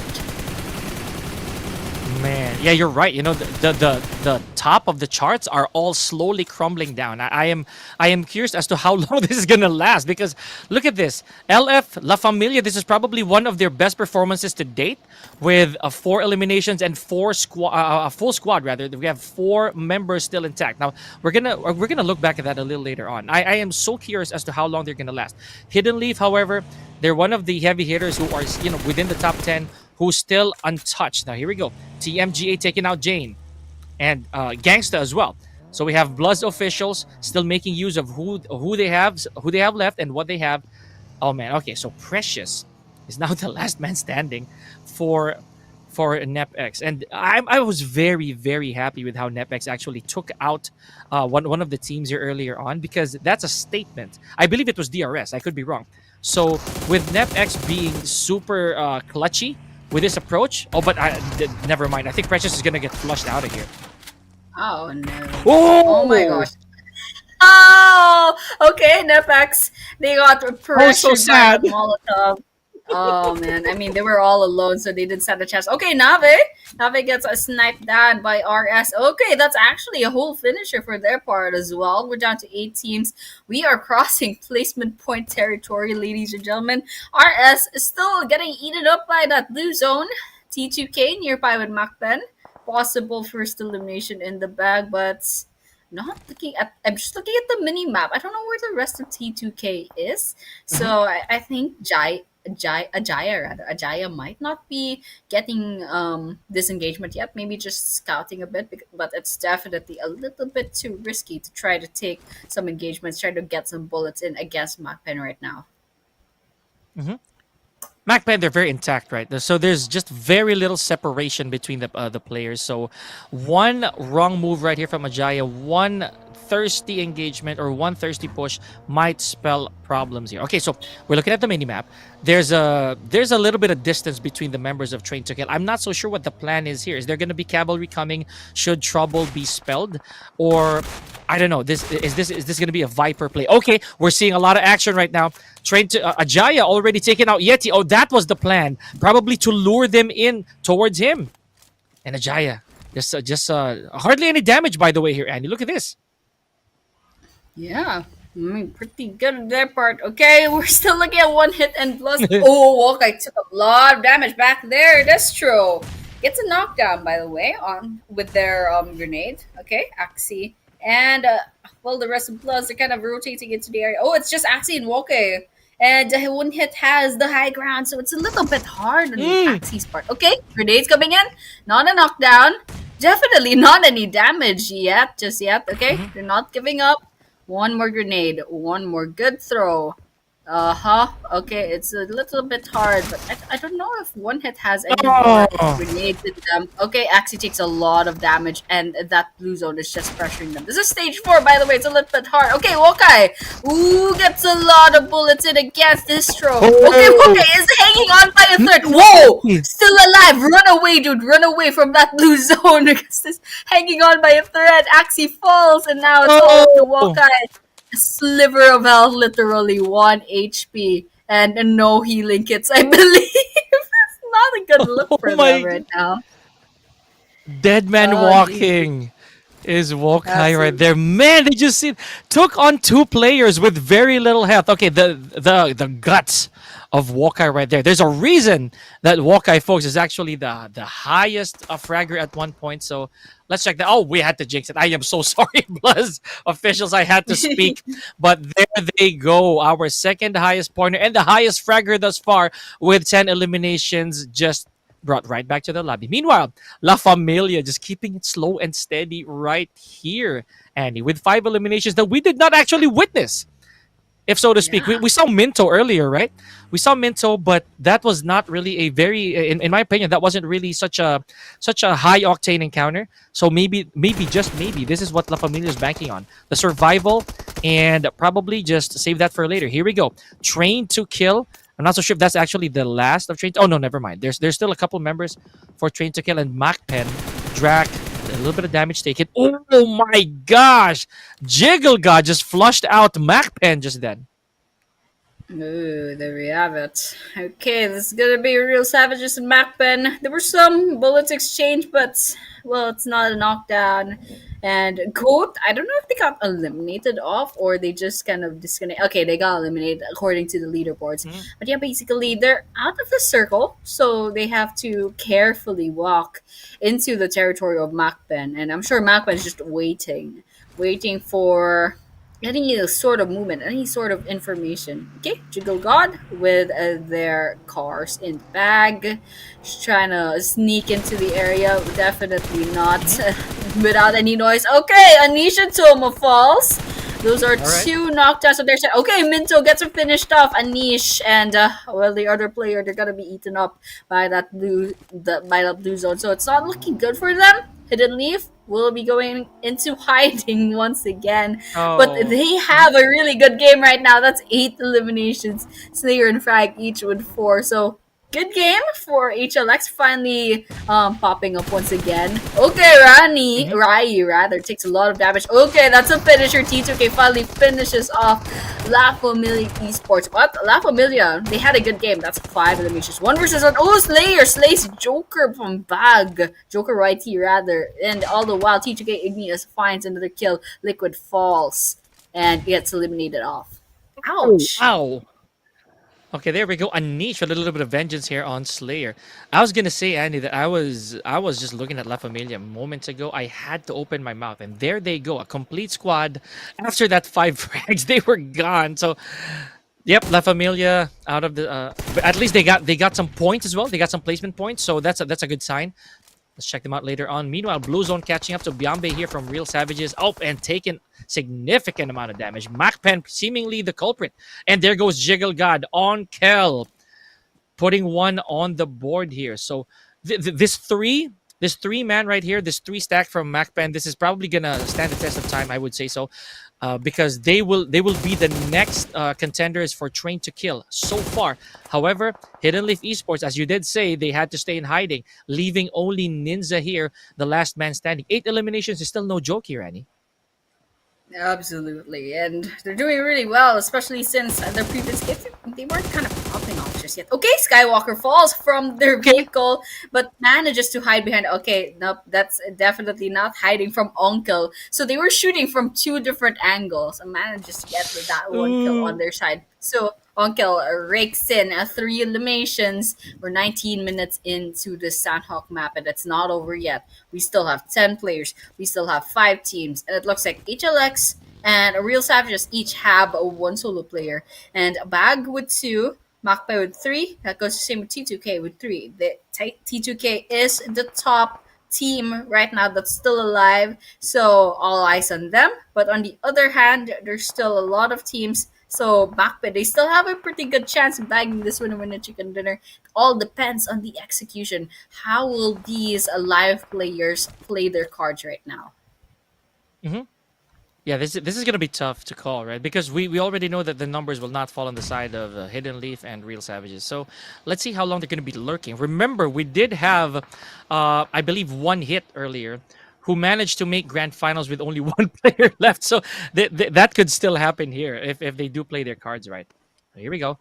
RS, we have a Biambe just staying very, very well. Hey, see, that's exactly what we're talking about. Ninja also doing the same, not giving away any information, just allowing these more equipped, more populated teams to have a go at it. Maybe, just maybe, if one of them makes that mistake, that fatal mistake of overextending, then the other 2 teams with solo players could go for an ambush. Absolutely. Just watching out. T2K scopes out, spots Ninja, tries to hide. Jeez, tries to keep their nose. Okay, BAGH is taking a lot of damage. Anish, okay, Anish finally falls by the hands of Igneous. This guy is on fire. No wonder his name is Igneous. Okay, there we have it. 1 more frag on their side. That's 6 eliminations on the side of T2K. All the while, HLS finally gets hunted down. I guess Ninja. I forgot their name, sorry. But the last player of Hidden Leaf finally falls. Ninja. I just knew it sounded like Ninja. And Hidden Leaf is like a Naruto reference, I believe. So that's how I remember. But yeah, anyways, C2K Esports still red hot, trying to hunt down the rest of the players of BAGH. Okay, grenades. BAGH takes a bit of damage. Okay, there we have it. BAGH finally falls. Oh, what? Just all of a sudden, T2K bags that winner. I was shocked. I was like, wait, it's over? Crazy. You and I both. That was a speed run for a top 3 care of a Train to Kill. So good stuff. Congratulations, winner chicken dinner time for our one and only Sandhawk today. And you know, we dare say this is the last Sandhawk of the playoffs. So good stuff for our teams, and Train to Kill with authority, by the way. Now that right there is classic Sandhawk, if we're gonna say so ourselves, right? It's gonna be high octane, very, very fast adrenaline rush for our teams. Beautiful work by these players. Now, I was also pretty excited to see how Hidden Leaf was gonna do that with 1 player remaining, but at the end of it all, remember, the numbers are really gonna catch on. That's exactly what happened here. So Train to Kill, wonderful work. Yep. And well, the numbers really do stack against you. Even though there's only 1 player left, you gotta have like a miracle and a bit of grit, a bit of luck to kind of pull that clutch off. But in the end, T2K, it's still a well-deserved win. They walked away with 9 eliminations. So Igneous with 4, Rolls with 2, Zordi with 2 as well, and Ajaya with 1, and a pretty decent amount of damage coming in with 1,241 in total for their whole team. So T2K, one of the top teams, they've already crossed the 3-digit mark on their leaderboards. So they're pretty solid into the grand finals right now. But still, it was a pretty impressive run for their side. And this is the match summary for match number 3. That's 60 eliminations, 6,189 total healings used, 0 vehicle eliminations, 62 knocks, total throws of 88, 10 headshots, 2 airdrops looted, and the snap for today is by Igneous himself, 228 meters. Oh man, this is going to be a very disappointing call for Torix. And I myself also am surprised that we only had 88 throwables. But again, it is Sandhawk indeed. You know, it is very attainable for you to get to your opponent. It's a pretty small map to say the least. Now here we go, Train to Kill with 9 frags. Unfortunately, not really the most, not really the highest, because BLUZZ was able to rack up at least 10 eliminations. We're going to get to that later on. And we have Hidden Leaf with 13 points. Still not pretty far off. Really good. Tied is BAGH and BLUZZ with 11 points. MAKPEN with 10. And the rest in succession will go down. And there we have it. A lot of points coming into T2K from the Sandhawk map. HLX, of course, pretty good as well. But yeah, this is what matters. This is the leaderboards. There's only 2 maps left after this. So this thing, it's pretty much like set in stone almost right now. It's a kind of like solidifying clay right now because it's pretty much almost the finals. I mean, it's going to be 2 more maps left to kind of turn your tides around, turn your fate around. So everyone in the first page, more or less kind of safe, but we're going to be worrying about the second page later on. But still, T2K, that was actually their first winner in the chicken dinner. I'm surprised, but they still managed to climb all the way to number 3 and stay around the top 5 for pretty much all 4 days. So that's pretty impressive on their side, but all the while kind of worried about everyone else, maybe top 13 below. There's still a chance that they're going to be picked off, especially if one of these lower teams will suddenly have a really good game, turn the tides around. And so with that, I think we know like how our favorite teams are going to be standing in reference to our playoffs. So, well, it's going to be something to watch out for. There's 2 maps left. Yeah, so I don't want to be the devil's advocate here, but definitely ANTEIKU, I won't call them as good as done with whatever they have here, but it is looking very bleak. You know, this right here, the based on scores, based on points in general. Meanwhile, we're gonna go back to our top 5 eliminators. So still a little bit of work to be done here for some of our players, but Rig, of course, standing tall with 36 frags, followed by Woke and Wraith with 30. So rest goes on. You know the drill, guys. Now, I want to take a little bit of time to talk about how this right here could be beneficial for some of our players, simply because, one, I believe that Rig, this is going to be a testament. This is probably one of the indicators on how he's going to do as soon as they go to the grand finals, right? This is going to be like a warning shot for the rest of the teams. Oh no, we got the Slayer on our side here. So let's see how that's gonna go for the last rotation that we have here. And we're going back to, I believe, Erangel once again.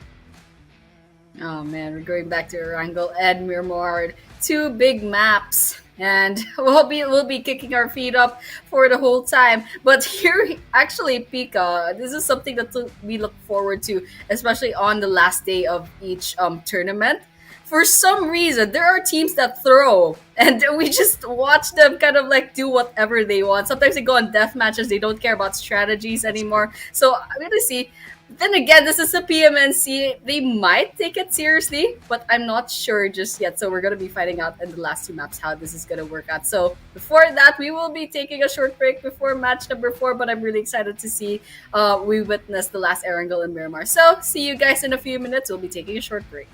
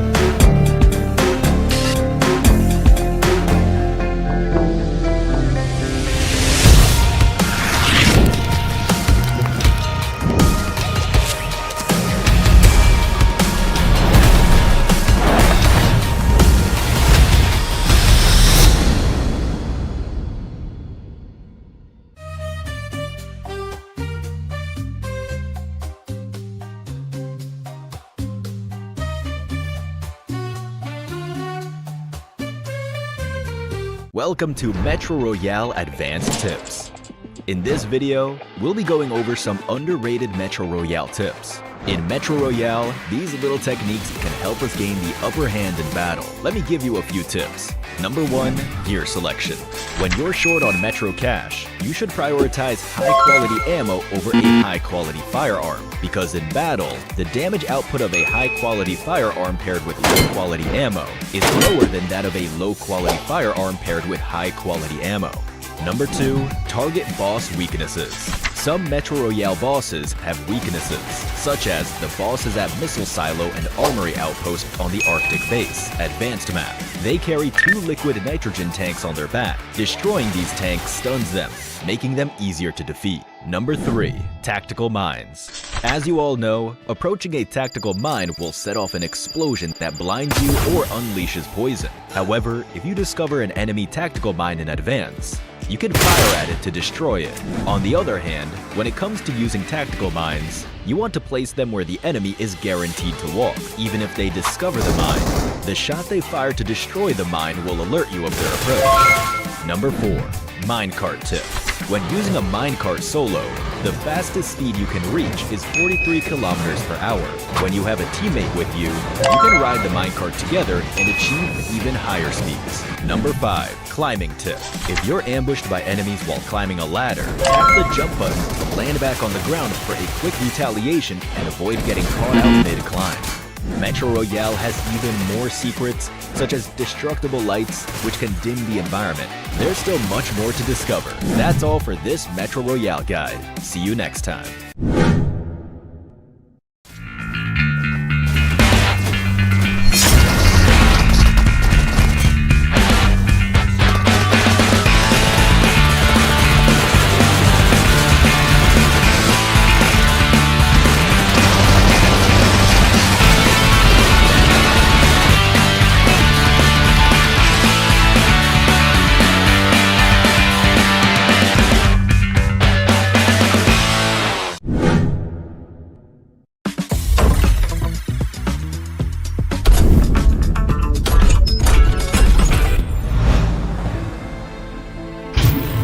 price of freedom is high.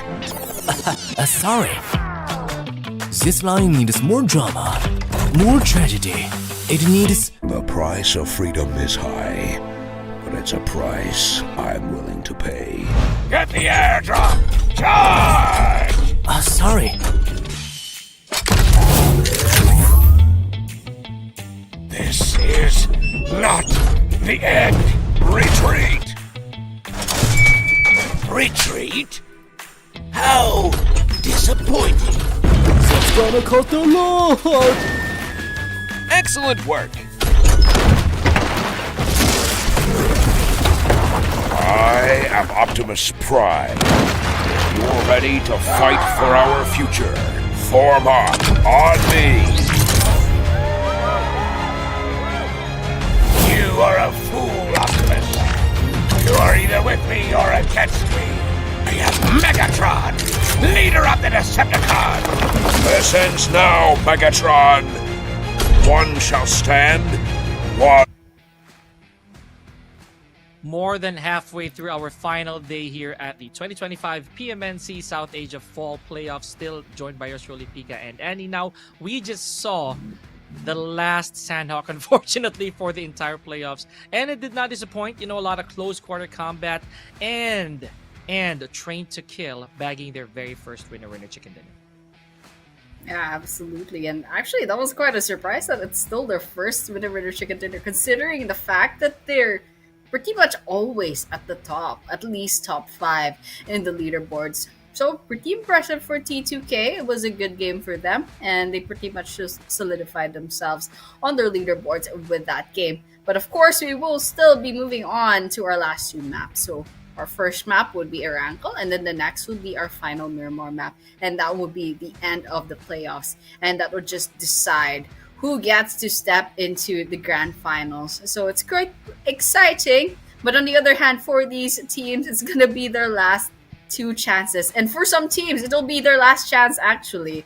For anything, especially for Group A, I believe. Those will be their last chance to Mhm. prove themselves on the playoffs. So these are the participating teams that will be playing on our match number 4. So there's still Tribe AEROMACY. They are someone who we should look out for. And ANTEIKU, by the way, ANTEIKU, this is their last chance to put points to themselves on the leaderboards, and they are smack last on the leaderboards, so it's quite worrying on their side. It's a little bit of pressure. So with that, Erangel will be starting off in just a few seconds. We'll be seeing that flight path real soon, and not sure where this part of the map is.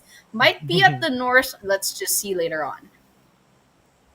Yeah, and it's also funny that you did mention the fact that AT, right? They do have to either rack up the points or just, in my opinion, they could just be middlemen. You know, they could also be gatekeepers here between teams. Like they could actually deny some teams the possibility of entering the top 16 just by causing chaos and with no regard for their own. This is just theorizing, guys, because we've seen it happen many times before that some of the teams, knowing where they stand in the charts, they're probably gonna instill a lot, and I mean a lot of problems for some of our contenders. Meanwhile, let's look at this. It looks like Tribe AEROMACY is gonna try to go to Stalber or Kameshki, but the military base here ripe for the picking for any of the teams who dare so land. In this case, it looks like it's gonna be SKD, Nave, and even ASL. So, you know what this means, guys? If they're gonna try to go back to the mainland, there's the possibility of some teams like DRS waiting for them over the horizon. Yeah, that's definitely the case.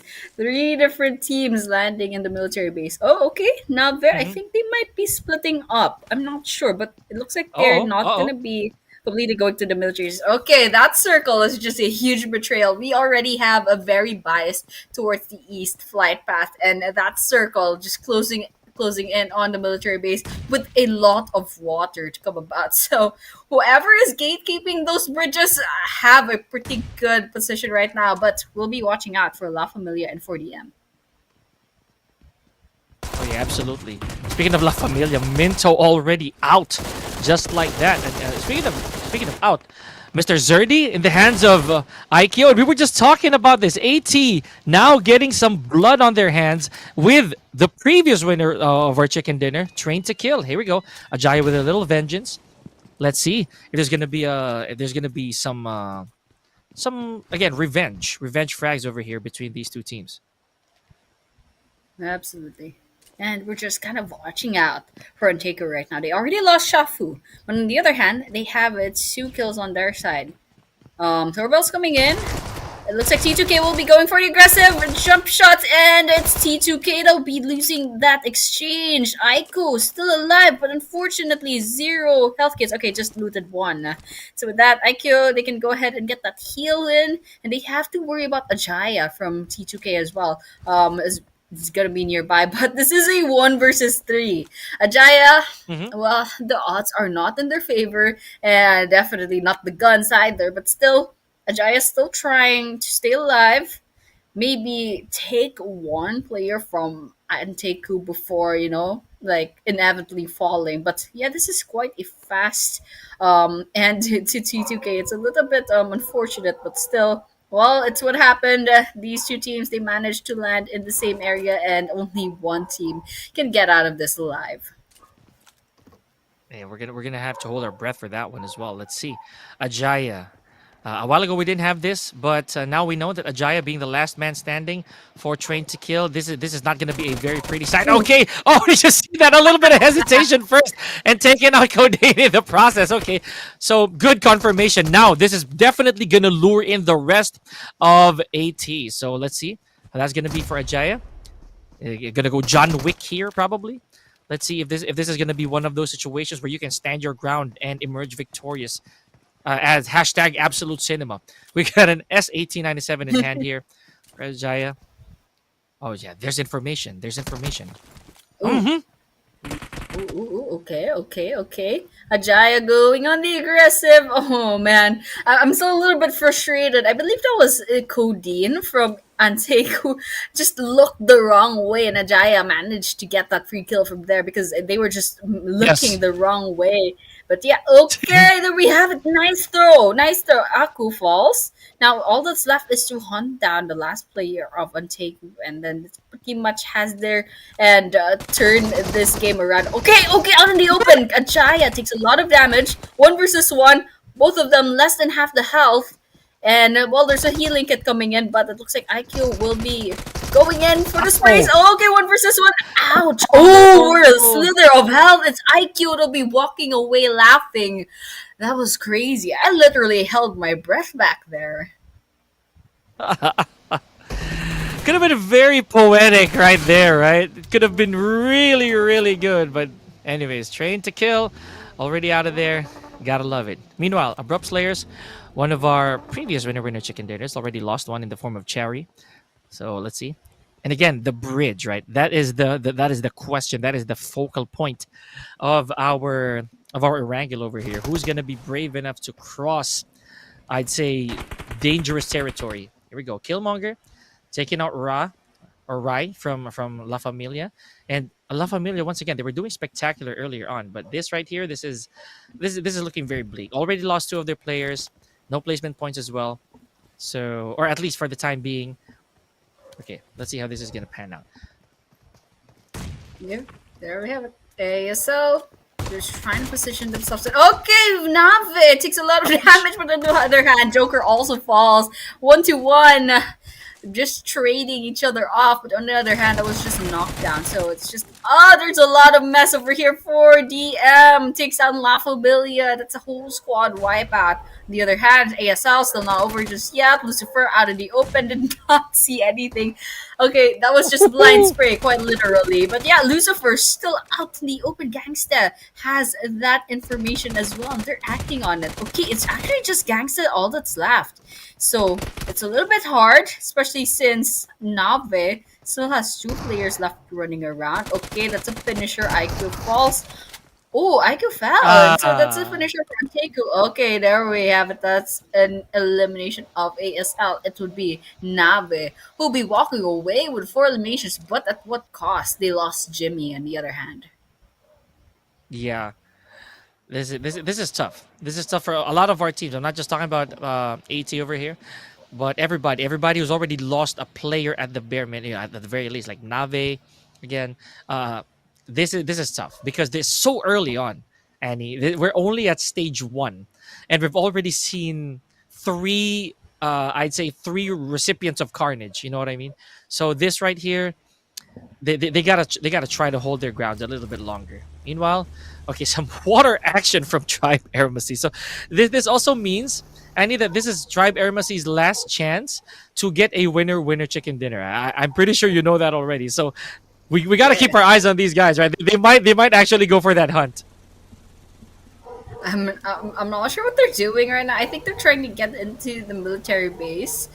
But it kind of looks like they're just, like in my perspective, it looks like they're kind of just like having fun right now. But yeah, I'm sure they're trying to take this a bit seriously. They're crossing without moving through the bridge, which is pretty smart. Okay, I love the physics coming in.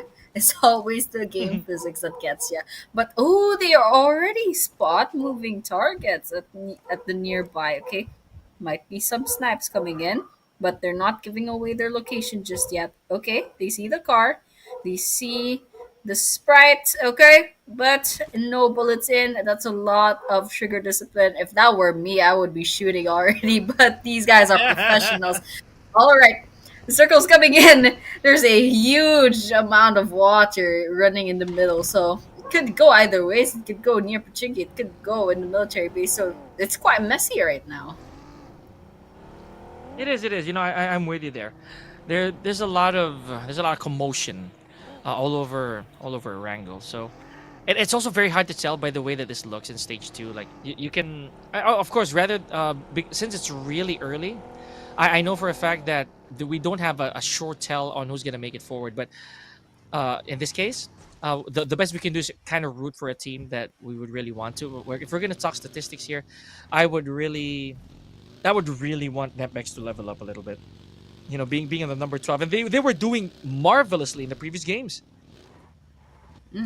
Absolutely, but on the other hand, they're kind of they kind of haven't been shining today. For the last three matches, they kind of got overshadowed by a bunch of other teams. But still, it was good for the other teams. But on the other hand, NEPX, Well, they could have gone more, and also Nave actually they could have done more as well. So they have a good start right now. They already have 4 kills.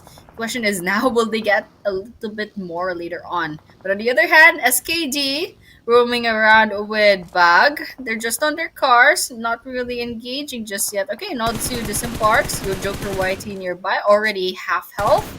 Not any bullets connecting, however. So that Nodzu stays upright. Apparently, no one's trying to snipe this guy, even though he's quite out in the open. But the rest of SKD is right behind him, so it's okay. So, well, there was nothing that happened in the engagement. Everything and nothing happened in that engagement.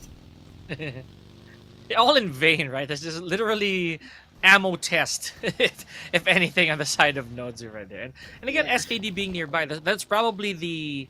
I'd say that was probably the big flag, for the other teams to... That's the warning. You shouldn't engage, we're probably going to know where you are. In this case, Tribe AEROMACY, a little bit of a regroup over here. And yeah, now this we recognize. They were a bit sloppy in the previous game, right? They had a very early exit. So I don't think that they want to do that here. Yes, albeit being on the top spot, I think they still want to make an impact. If I was them, and again, I really don't say that very often, but maybe they just want to go out with a bang. They are going to sit the next game out. So maybe, let's give it one last hurrah. Go for that Sinister 6, if you know what I mean. But yeah, it's a bit of a shame that they can't cross the 200-point mark, but of course they can't be that greedy. But all the while, SKD, lots of sprays coming in. They see moving cars, but nothing popping up in the kill feed. Okay, we're seeing Asa's Novka finale. So the teams that have the bridge with them, they have the chance to go ahead and get those they get those gatekeeps, especially with Nave over here. They're still within the circle and they're nearby the bridge as well. DRS might contest for that, however, for that location, because it's a pretty spicy place to be. I mean, there's still a lot of teams that need to rotate into the area. Okay, for Yonko Cats nearby as well. Fearless, this guy, I love this guy, but unfortunately, 0 eliminations. Bipin already picked off, so they gotta step up eventually. But they are at number 6, so they don't have to worry about them too much. But I just want to see really good gameplays. Okay, SDMZ with HLX. There's a knockdown on that side. Oh, and a little bit of return fire from HLX. There goes Frag. And Liquid, I might add. Okay. So this is shaping up to be quite an interesting back and forth between these teams. Look at that! Oh, out of the piece, we headed straight to the war zone over here, guys, from Hidden Leaf Esports and SDMZ. So, and apart from that, they are battling against the blue zone. So, let's see what the regroup here is for Hidden Leaf. Oh, I think this is gonna be tough. They have to race against the bridge. I mean, rather the blue zone towards the bridge. Let's see how this is gonna go. Good thing they have vehicles in hand, all of them. So yeah, this is gonna look pretty okay for HLX. Oh my goodness, Zoro, however, intercepting care of the AUG. This is what we were talking about. Ooh. This is what we were talking about. The gatekeep. Oh my goodness, for Yonko Lucky Cats. Beautiful posting over here. That was really good. Hidden Leaf had vehicles. I really thought they had them, but Yonko Lucky Cats, they didn't let them pass. And they kept that for real. And now Hidden Leaf, they're really pressured by that loser. Looks like Liquid will be saying goodbye. I don't know if they can make it with that healing. Okay, they did. Okay. So they're surviving, right. But Yonko Lucky Cats are still hovering about. Oh, that's a snipe for 4DM all of a sudden. Okay, I respect that. I mean, they're gonna be dead if ever for Yonko Lucky Cats has something to say about that. Okay, no. Peak hits a nearby car. Oh my god, they almost had it. They almost got away, but they hit the car. Oh man, 4 Death Machine. Okay, Killmonger, come on, dude. You're gonna be eaten up by the stage 3 circle, and we have a bunch of cats just lounging about at the end of this shuttle. So, well, let's see if they're gonna survive this. Still stage 3. The damage is forgiving, but on the other hand, for Yonko Lucky Cats, I can't say the same for them. Likewise, I cannot affirm. Oh my goodness. Here we go. 4 death machines. So as well played as there was. Okay, never mind. Here, I'm gonna put a halt to that. But this is what we were talking about. The bridge, Addy. This is where it all goes down. DRS over the horizon. With the Scar L, we have example over here just trying to snipe out anything that moves. AEROMACY had a little bit of action here against a 4K. Gotta revive Rig here. Can't lose this guy this early on. You gotta keep Rig. So, man, let's go back to that talk about the bridge. My goodness. More like Jaguars, if anything. More like I'd say Wildcats on the side of 4. YLC over there after taking out Hidden Leaf just like that. You know, I blinked and all of them were down. Oh my. But there goes 4 YLC. I had to jinx it. Oh! Alright. Okay, scopes up. Some sprays and oh, on the other hand, the table's turn agent would be the one who's getting knocked down. We're going to the Olympics, full on Michael Phelps on the side of, I forgot what the team was, but yeah, they're definitely trying to avoid that bridge. It's a red zone over there, and we have Lucifer, the devil himself, trying to go ahead and snipe those kills on the bridge. But yeah, 4 death machines, Killmonger. It looks like they managed to get inside the military base unscathed. Okay, Joker YT sees some movement on the water, tries to get some kills in. Fortunately, not gonna be getting any of those players just yet. Okay, so they're just being patient. NEPX nearby as well. Definitely heard those bullets. Okay, we can see some lines coming in. So those are bullets going against Joker YT. Ouch, that's gotta hurt. Joker YT falls. And BAGH, okay, they're going to the rescue. Okay, Anish coming in. I think they can get those revives in, but it's a bit it's not safe. Definitely not safe. But they're taking the chance. They need Joker YT right now. Oh no! Here comes Claw. Okay, smell the blood. Here we go. So Claw probably gonna go for the fish here. Oh, okay. Prepping that nade. Grenades. Gotta go in. Oh, okay. As you mentioned, this is very dangerous territory, but taking out a niche in the process. There goes the nade. Joker really suffered the effects of a Precious knockdown. I think that was Precious, if I'm not wrong. So Claw just booting on out of there, hides behind the tree. Gotta be careful. Molotov. Trying to hit the shack. Oh, that's what I was talking about. Claw, you gotta hide and fast. Okay, NEPX, everyone else is gonna close in. This is trouble for Joker, right? But he's standing their ground, still alive, and Anish is crawling away quite literally for their lives. Okay, that's a knockdown as well. So BAGH has 2 players down. It's up to the 2 players. Okay, Anish gets finished off by Mukesh from NEPX. So that's 1 kill on the back. Okay, Joker as well follows.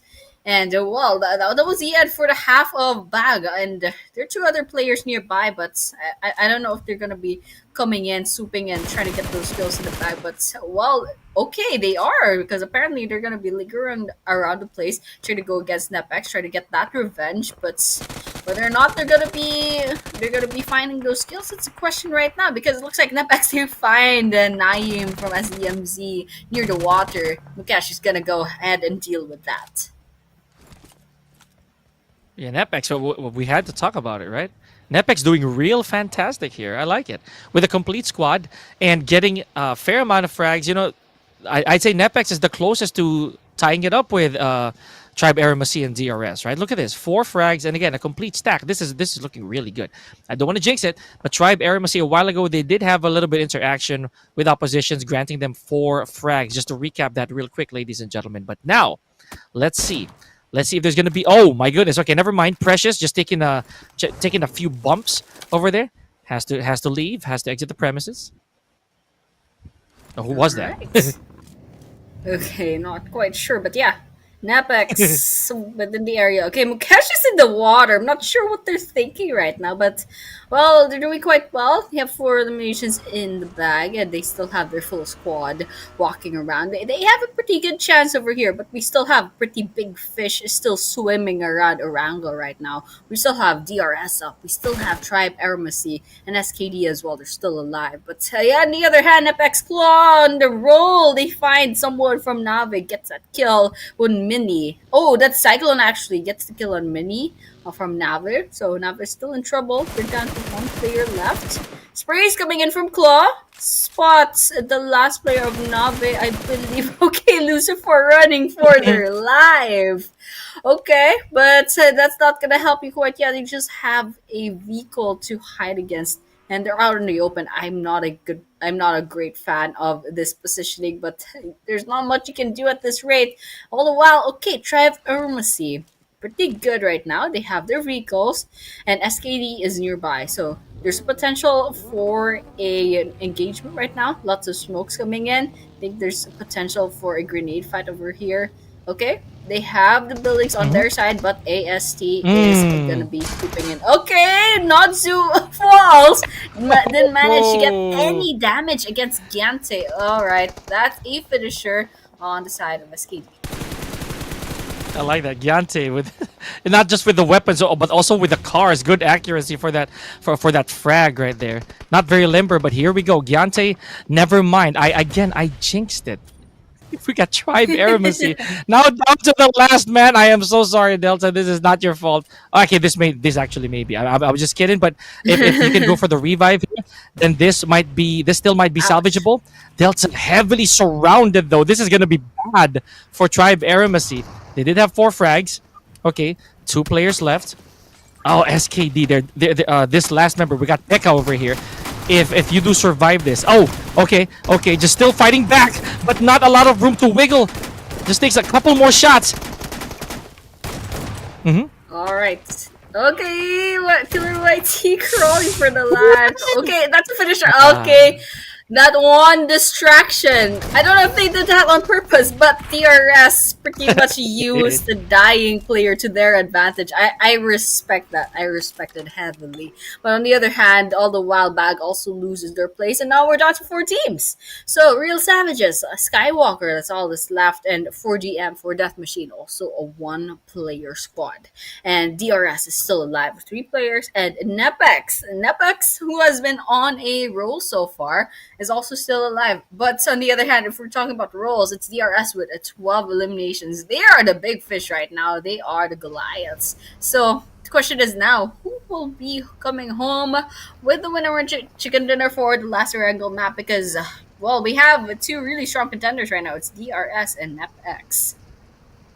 Yeah, this is what I mentioned earlier as well, Annie, that NEPX, if they keep this up, they will definitely be able to hang around with the big boys. And in this case, it's DRS, right? With a dozen eliminations, twice as much as NEPX, but with 1 man less. So that really might make the difference if we look at it, since this is already top 4 with 4DM and RS just literally 1 interaction away from possibly getting eliminated. So let's see how that's going to go. Cyclone over here. This guy Cyclone, man, like already one of the probably one of the biggest threats. No matter which lobby or which game he's in. Okay, Skywalker. He showed so much as an elbow and really paid the price for it. Again, Cyclone, I think, is spotting all these threats, all these players in his sights. Absolutely, Cyclone, actual Cyclone over here. Being an absolute menace on the field. Oh my gosh, gets taken down by pressures from the side of NEPX. That's a knockdown for DRS. Oh gosh, they're turning the tides around. With Cyclone down, it's going to be a little bit hard for DRS at this rate. NEPX has twice the number of players at this rate. So the odds are definitely stacking against them. Okay, JD, quite still out. And they can go ahead and revive Cyclone, so it's okay. Example, on their vehicle, their hovercraft. I like that. Just kind of scouting around. Okay, there we have it. Well, we still have RS and 40M lounging about, so they have to go ahead and hunt them down as well. But so far, it's DRS. Okay, they got their revive in. They have resets, and now this is gonna be a rematch between NEPX and DRS, and then potentially the third parties between 4DM and RS as well. Man, that was a close call for DRS, if we can say so ourselves, Annie.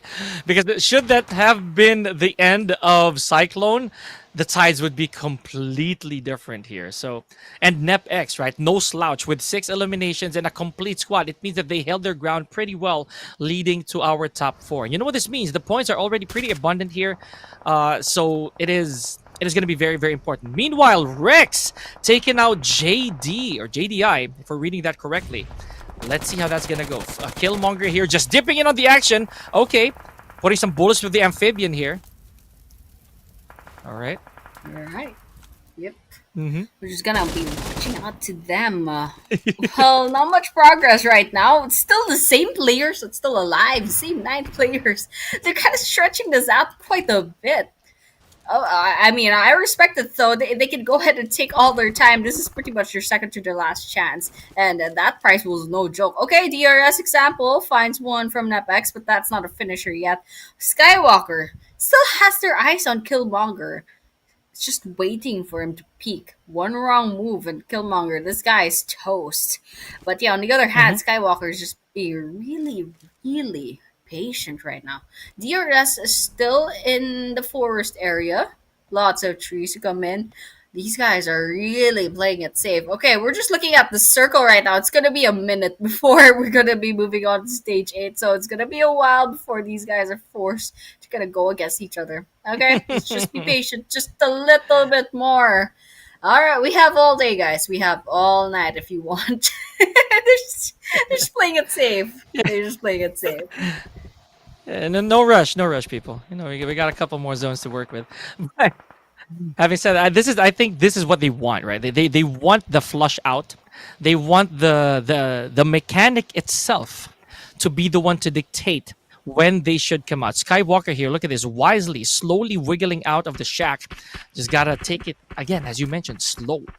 Not really overextending or giving away the position just yet. I know that they're aware of Skywalker's whereabouts, but not entirely whether he's still in the shack or not. Ooh. And oh my goodness, never mind. Rex, eagle-eyed and taking out Skywalker in the process. Down to the last 3 here, with 4 death machines being the last team with a final member. Killmonger, what is he gonna do about this? He is definitely surrounded. Oh no, he's gonna get flushed out here, Annie. No. Oh my gosh. Okay, Cyclone is out. Okay, Killmonger walks out and immediately gets shot in the head and gets eliminated, gets executed. Okay, Rex can still heal up.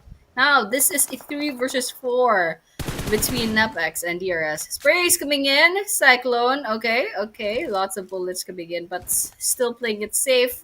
DRS. 13 eliminations. NEPX, full squad, 7 eliminations.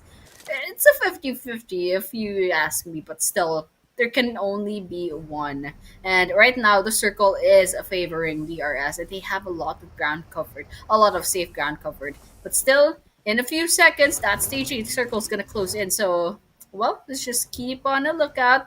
Grenades coming in. NEPX is congregating to one area, so one good hit from a grenade. Maybe there's a lot of damage to be had, but okay, they have their vehicles in. Moving it back, JD is trying to put some bullets in. Okay, example behind this vehicle. Okay, 1 versus 1. Ooh, example takes him down. That's great. Rex is also down. So that's 2 versus 3. NEPX in a huge disadvantage right now. Okay, Mukesh falls. That's a whole finisher on the side of NEPX. 2 versus 3. Come on, DRS Gaming. Come on, NEPX. This is the last stand. There's potentially 4 points hinging about his winner chicken dinner against a second place. So this is really scrappy. This is really messy. Precious falls. Oh boy. And now it's Claw. That's all that's left. Oh gosh. Yeah, this is what we were talking about. Claw. Sole Survivor managed to take down 1 from DRS. This is now a 2 versus 1 situation. At least 1 active member. A little far on Precious, and there it is. JD with authority. DRS Gaming closes out match number 4 with a beautiful, beautiful ending. I would say so myself, Annie. That was great because not only did we get a magnificent top 4, right? But DRS Gaming with amazing plays, especially example. Yeah, that was crazy. And that last Beagle elimination is just the icing on the cake for DRS Gaming's winner, winner, chicken dinner. Bro, absolutely crazy. I mean, DRS, yes, pretty strong team. Lots of eliminations also on this just one game. And also, really great performance from NEPX as well. They managed to rack up a lot of points and managed to get that second place on this map. So there's a lot of points to be had. But once again, the spotlight is on the Real Soldiers Gaming, DRS. Congratulations for that winner, winner, chicken dinner. And we have the highlights right now. Killmonger just walking into their death. And example, lots of really good shots, really good reaction times. It just made so much of a difference. And I believe, yep, this is Claw taking down example. But this might be the last kill. Yep, Claw getting ran over by JD. It's absolutely crazy. And these are the team stats. Example with 5, second one with 5, Yetta also with 5, and Killer YT with 2. Look at the damage of example. Absolutely insane. A madman, so to speak, right? And again, the retribution that DRS had to do just to make that ending count, right? That's beautiful stuff. And again, for me, I felt that right there was probably a very, I'd say, cinematic end for DRS. That was a crazy ending. But again, I like it with 17 eliminations, 27 points. My goodness, that is not a joke, especially with such a stacked lobby and such a stacked roster of teams right here. You gotta count that. Absolutely. Really great game from DRS. And we are even seeing a snipe from Cyclone over here at 390 meters, which is their longest distance elimination for this match number 4. And this is an Erangel, ladies and gentlemen. Okay, here we have it. And the match stat is a beautiful 27 whole points from DRS Gaming, followed in a really huge drop with NEPX, 14 points, and third, 4DM with 10 points, BAGH with 7, and etc. Everyone else has a single digits. And of course, a little bit worrying, especially for the teams towards the end of the leaderboards, especially since a lot, not a lot of teams, but there are 4 teams who just had their last game for this playoffs. So just kind of worrying with the leaderboards later on, and to be followed by our last Miramar map later on. So yeah, this is the leaderboards on our second to the last game. Of course, Tribe AEROMACY keeps their title as a number 1, and everyone else, we can see their standings also. So DRS Gaming goes up to 4, T2K holds their 3, BLUZZ Official still 2, of course, but trailing dangerously near to T2K. And that's also with DRS Gaming slowly catching up to BLUZZ Officials. Yeah, this is what we were talking about. The 3-digiters are going to have some, I'd say, noticeable gaps. But at the same time, if you're not Tribe AEROMACY, unfortunately, then you still got to make haste. Well, in this case, BLUZZ is also distant from the rest. Now, 3 onwards, they got to make haste if they want a change in the prize pool, right? Because that does matter. Meanwhile, 11 to 20 here, folks. Again, unfortunate for ANTEIKU. This is going to be a very, very sad climb. AKAZAYA and closer to LAFAMILIA, SDMZ. Now this right here is also kind of scary for 4 nights, right? Right now they're at 41 points here, but one good game and they could get booted out by SDMZ. This is what we were talking about, Annie. It is still not a safe zone, if so to speak, for 4 nights. Absolutely. It's a bit of pressure on their side. And so with that, they have their last chance on a Miramar map. A little bit hard, but one good game could change their lives. But on the other hand, one bad game, it also would say the same. But yeah, our top 5 eliminators are still the same names pretty much. But yeah, that was match number 4. That was our final Erangel map for the playoffs. And so we will be moving on to match number 5. The last map, the last Miramar map, and the last map for the playoffs, the last chance for teams in groups B, C, D, and E. For Group A, their fate has pretty much been sealed. So B, C, D, E will be having their spotlight later on. And of course, well, there's a lot of things to be expecting later on. For the top teams, I mean, they already know that they're probably going to be going off to the grand finals later on. But for the teams around the second page, they definitely have to step up. Absolutely, especially if you're close to 16, 17 spot, guys. You know who you are. You know what you got to do. Just make that hustle one more time. Just go for that big the big push before we cap off the playoffs. And again, it's very important for these teams to try to get that spot because there is money on the line. But we're gonna find that out a little later on for the closeout of our PMNC South Asia Fall Playoffs. Please don't go anywhere. Annie and Pika will be right back.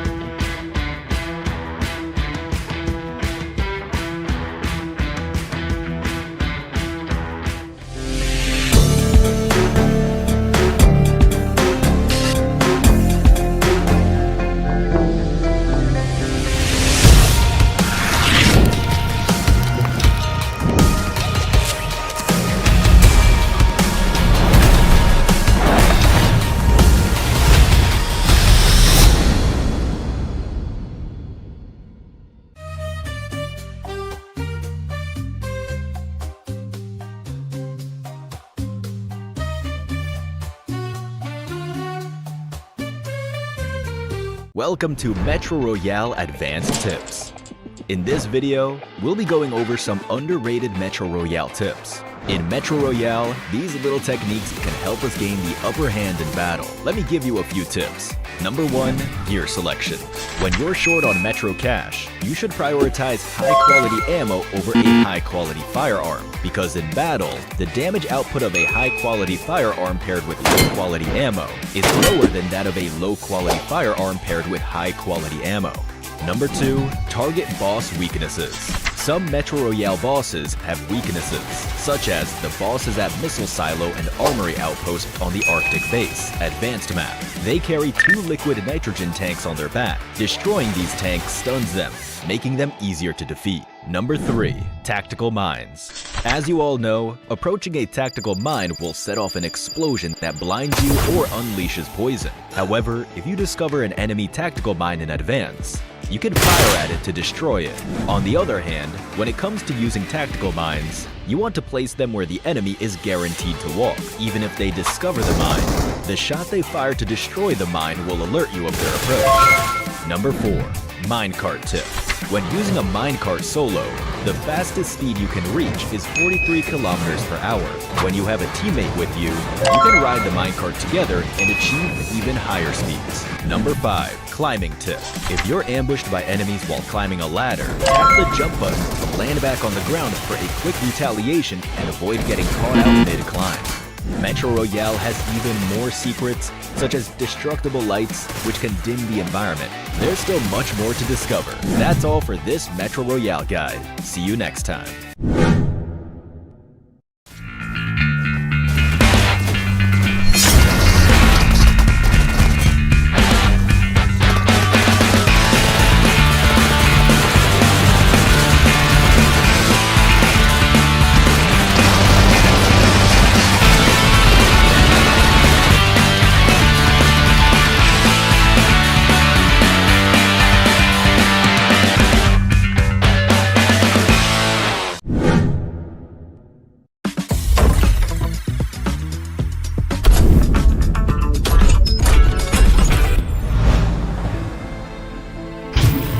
price of freedom is high. Sorry. This line needs more drama, more tragedy. It needs... The price of freedom is high, but it's a price I'm willing to pay. Get the airdrop! Charge! Sorry. This is not the end. Retreat!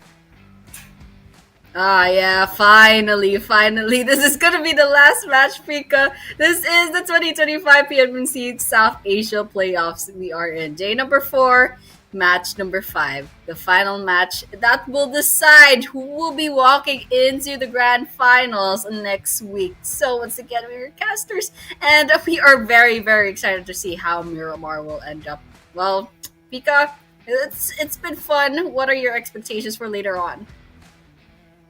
I said this before we even started match number 4, right? There will be some teams here who are just gonna jump into the line of fire. I'm pretty sure of it. Some of them will more likely than not just cause mayhem left and right. I can already feel it. But who those are, we'll never know until the game starts. This is Miramar after all, so what better way to probably see this chaos than in the land of sand? Absolutely. And we already know how Miramar is like. I mean, no foliage, no grass. It's just a lot of buildings, lots of storied buildings, maybe even 5 floors, and lots of really high elevations. So it's for snipes for everyone here in the Miramar. Okay, this is our map schedule. We had a different chicken dinner winners so far, and with that, we're going to be moving on to groups B, C, D, and E on Miramar. So Group A will be sitting this one out, and the previous Erangel was actually their last chance already. So with that, we're going to be starting on to Miramar really soon, but well, this is going to be the last map. I'm pretty sure, like, just going about from the previous tournaments, these guys sometimes they just throw the last game. But yeah, we're just gonna be seeing what's gonna happen next. I don't want to make any assumptions, but these are the teams that will be participating in our final map. And again, we talked about this earlier too. This is one of the, in my opinion, this is probably one of the most, if not the most, detrimental matches for some of our teams, right? So just to add to what you said earlier, sure, there's going to be chaos, but to some teams, they mean business, especially for the top 16 and 17 right now, Annie. They have to make haste because they got to secure that bottom spot. That 100 USD is still 100 USD, you know what I mean? So they have to make sure that, oh, we're good for the money. Absolutely. Just do it for the money, guys. If you step into the grand finals, that's already a guaranteed $100. I mean, if only, right? I mean, $100 is no joke. But then again, you split it up with the rest of your team. So I don't know why I'm thinking about the money, as if I'll ever get that money. But yeah, basically, that's it. That's it, guys. $100 just for stepping into the grand finals. That's a lot of money. But yeah, the flight path is going to come in from the southeastern side, going up to La Cabrera at the northwestern. So everyone's jumping off. Lots of southwestern droppers, and not a lot of people going up north, except for NEPX so far. So hopefully, crossing my fingers, there will be some early game engagements, because that just makes things a little bit more interesting. It do be. And we know for a fact that, again, Miramar, there are some spots here that are super favored by the circle. We're waiting for that right now. I do hope that we, just for my sake, I'm going to be selfish here for a little bit, Annie. I really wanted to see a Minas Generales finish, just because of how underrated I believe the site is. Here we go. Look at this. So we got AKAZAYA Esports over here, already seeing some movement, I guess. Probably some information. Same with, there we go. Look at Molly. Molly did not have the best ending in one of the games earlier. So maybe this is retribution. You know what I mean? Oh, okay, there it is. Beautiful shot. That is a hit marker right there. One more shot here. Care of the Winchester. Oh man, that was pretty impressive. Okay, so MAKPEN managed to get that healing up, but still, that was a good shot. Molly, I commend you, even if it wasn't an elimination. Okay, get spotted. But well, Molly's still alive. Okay, Koba is trying to shoot at them. Oh, that was an SMG, so I'm not sure if it was really Koba, but Molly definitely got spotted. Okay, MAKPEN versus AKAZAYA. They're spread out all over the Impala, so just gonna watch out for them. Just gonna wait. Who's gonna fall first between these two teams? Also, it was Koba, I believe, who spotted Molly with that bow and arrow, right? So, oh man, okay, this is very interesting. Okay, interaction. We got contact here on the bottom floors. Now we got to see MAKPEN. Oh, they're inflicting first blood on AKZ. So 1 down, 1 in the bag. Let's see how this is gonna go. Yeti. Oh snap! What happened? My goodness! Right as he was healing. Oh man. Okay, this is a bit risky. Sakura hiding behind this wall. I don't know if we'll be spotted. Okay, that was a really good information. Okay, Sakura falls.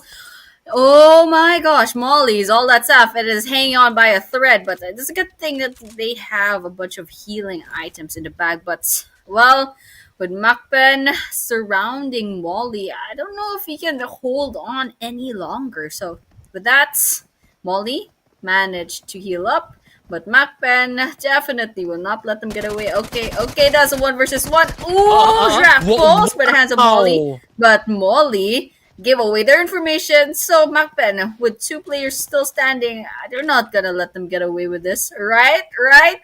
Okay, Molly, Right. keeping it safe. Okay, revive in. Okay, bulletin. Molly will be giving it. Okay, there we have it. Finally, that revenge knockdown. That's an elimination for AKAZAYA Esports. You know, that was a very interesting interaction from both teams, right? I love it. You know, Molly with an amazing shot and finishing off with a sawed-off shotgun, by the way, before getting a Thompson. You don't see that every day, don't you, anyway? Like, not every PUBG game is like that, so kudos. I love that. That was a very, very good moment to cap off. And can we just say GG's to AKZ? We'll see you in the next tournament. With 1 elimination and 1 point to add to the board, thank you very much for joining us in the playoffs. Absolutely. Thank you so much. But yeah, BLUZZ officials, they had a knock on their side. Okay, that's a finisher for Lucifer as well. Jimmy is also in trouble. So BLUZZ, they have the building on their side. Ooh, that's a good shot. Okay, BLUZZ officials, they're cooking. They're definitely cooking. And TMG8 needs a revive. And all the while, so we're out there in the map, SKD as well, having their own fights to worry about. Okay, they have a grenade cooking, their last one, in fact. Okay, Nave nearby as well.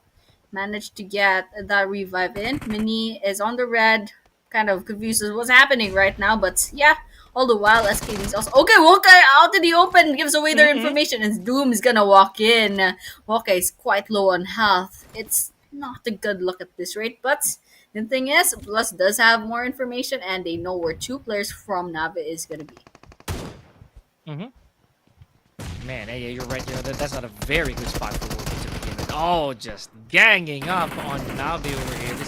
This is pretty sad, right? So despite the fact that, yeah, they know the position, no backup is actually coming for them for sure. And we have actually looking over the horizon, just trying to pick up the last remaining members of Nave. Jimmy specifically here. Okay, so, okay, let's test the marksmanship here. How is this gonna be? Got a nade incoming. All right, this is very tough for. But the good thing is, I was gonna say this is very tough for BLUZZ, but at least they have no eliminations yet, no casualties, and there goes Nave. Ooh, oh man, that was really messy. Okay, I love this. Miramar map. We're still 6 minutes in, and we're down to 12 teams. So everyone's just going at it for this last game. Okay, 1 hit is lounging about in the same area as MAKPEN, but they're not taking this engagement yet. I guess they're kind of like playing it safe for now. Omega taking the buildings, trying to snipe this place, trying to get some information, but they're not going to get it just yet. And nothing else popping up in the kill feed. And I suppose just from the leaderboards, no one's taking any damage. So I guess everyone is kind of chilled out for now. You know, everyone is just chilling.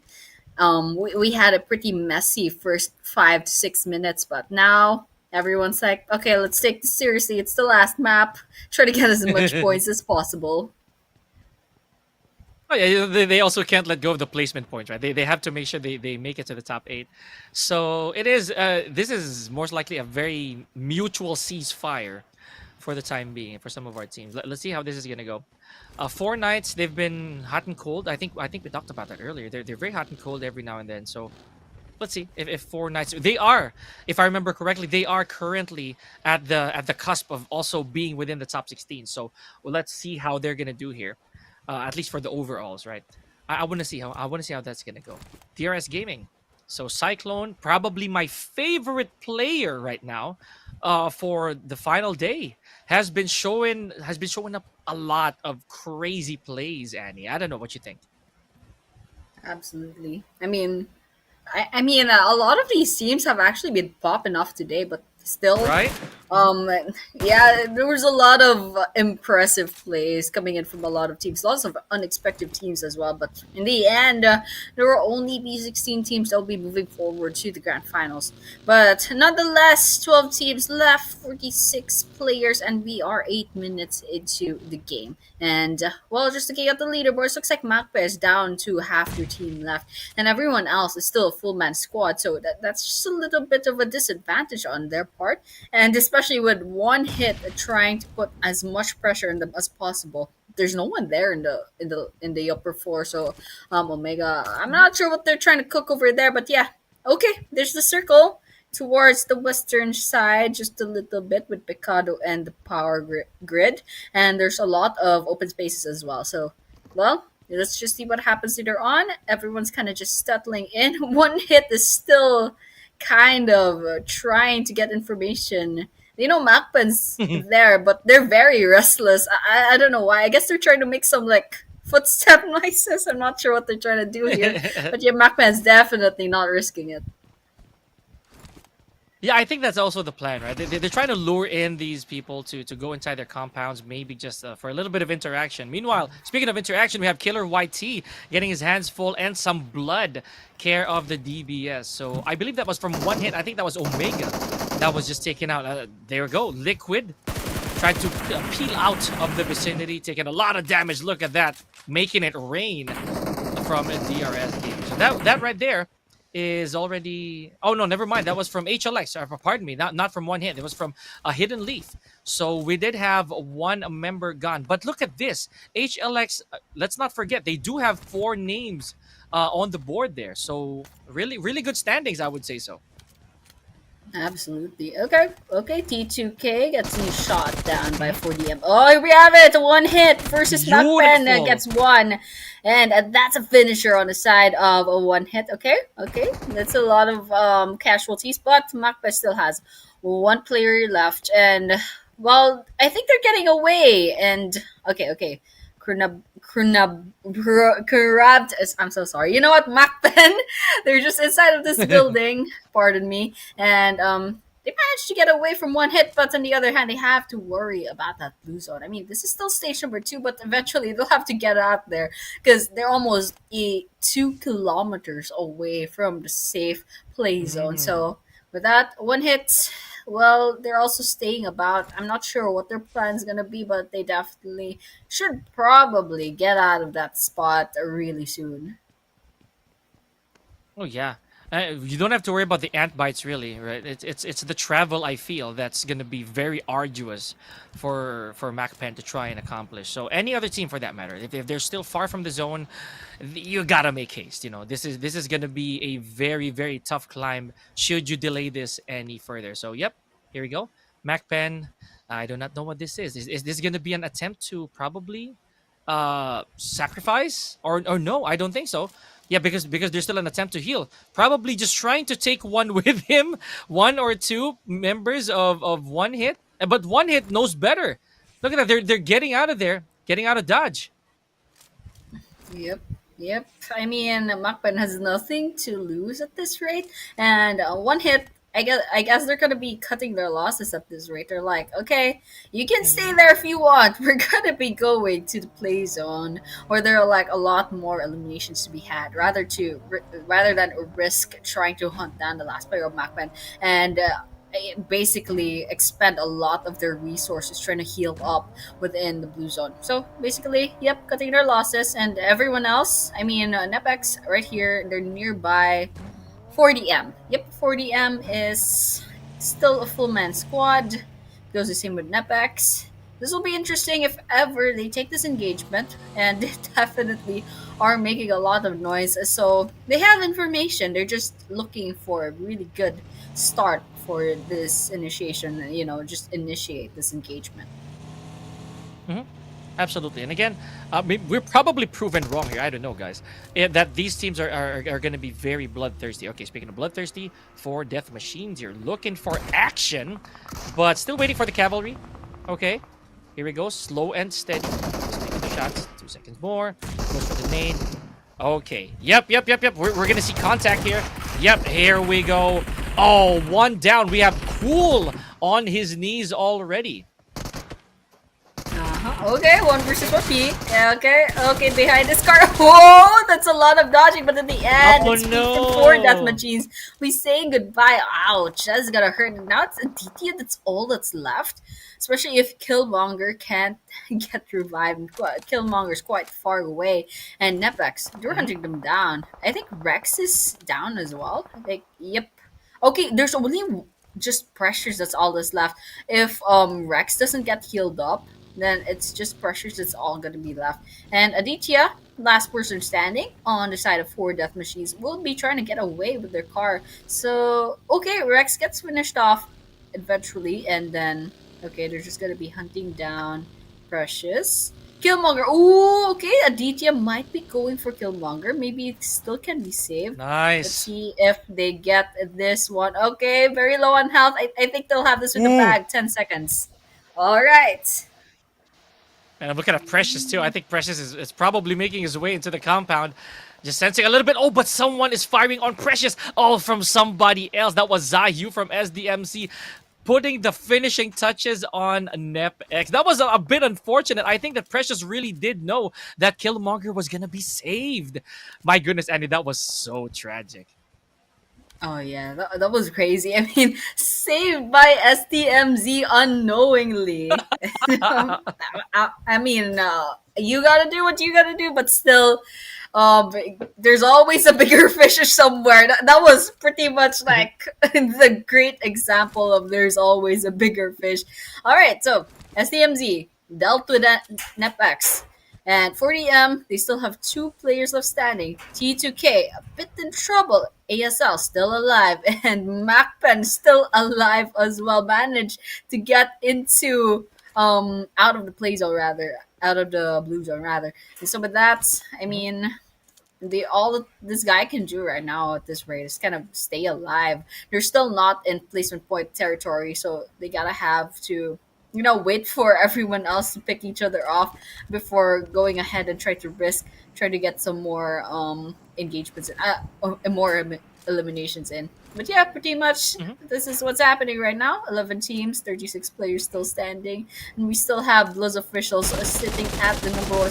Okay, Liquid with the monster truck getting shot at. Oh, gets knocked down. Aditya, last person standing. Okay, Aditya and Killmonger rather still standing on the side of 40M. They get Liquid in the bag. Killmonger still nearby. Might be going for the snipe. Okay, Killmonger gets spotted by Slayer. Bullets in. Not going into any damage. The Wild Slayer will have to worry about that stage 4 circle as well. Oh my gosh, that's so little health. Uh-oh, there we have it. HLX, that was quite unfortunate. Okay, that was pretty risky. But still, well, HLX will be saying goodbye. Yeah, I was going to say that, that right there, that spot from the get-go, trying to run away from the blue zone, or at least trying to get that high ground, but on the wrong place at the wrong time, that was a bit uncalled for, I would say so myself. But thank you, HLX, not leaving with a good amount of eliminations as well. But sadly, no placement points, Annie. So pretty okay. But I'm still keeping my eyes on Aditya because he trying to be a one-man army over there was just really such a tall order. But we'll check on that a little later on. Meanwhile, SKD. We got Nigesh from 4K taken out. That's the first casualty on the side of 4K. Yep, yes, it is. So make that 2 with Rio already on his knees. Their SDMZ is looking real strong right now. Okay, so guys, you gotta pick up the pace here. I'm talking to 4K because they have 0 eliminations thus far.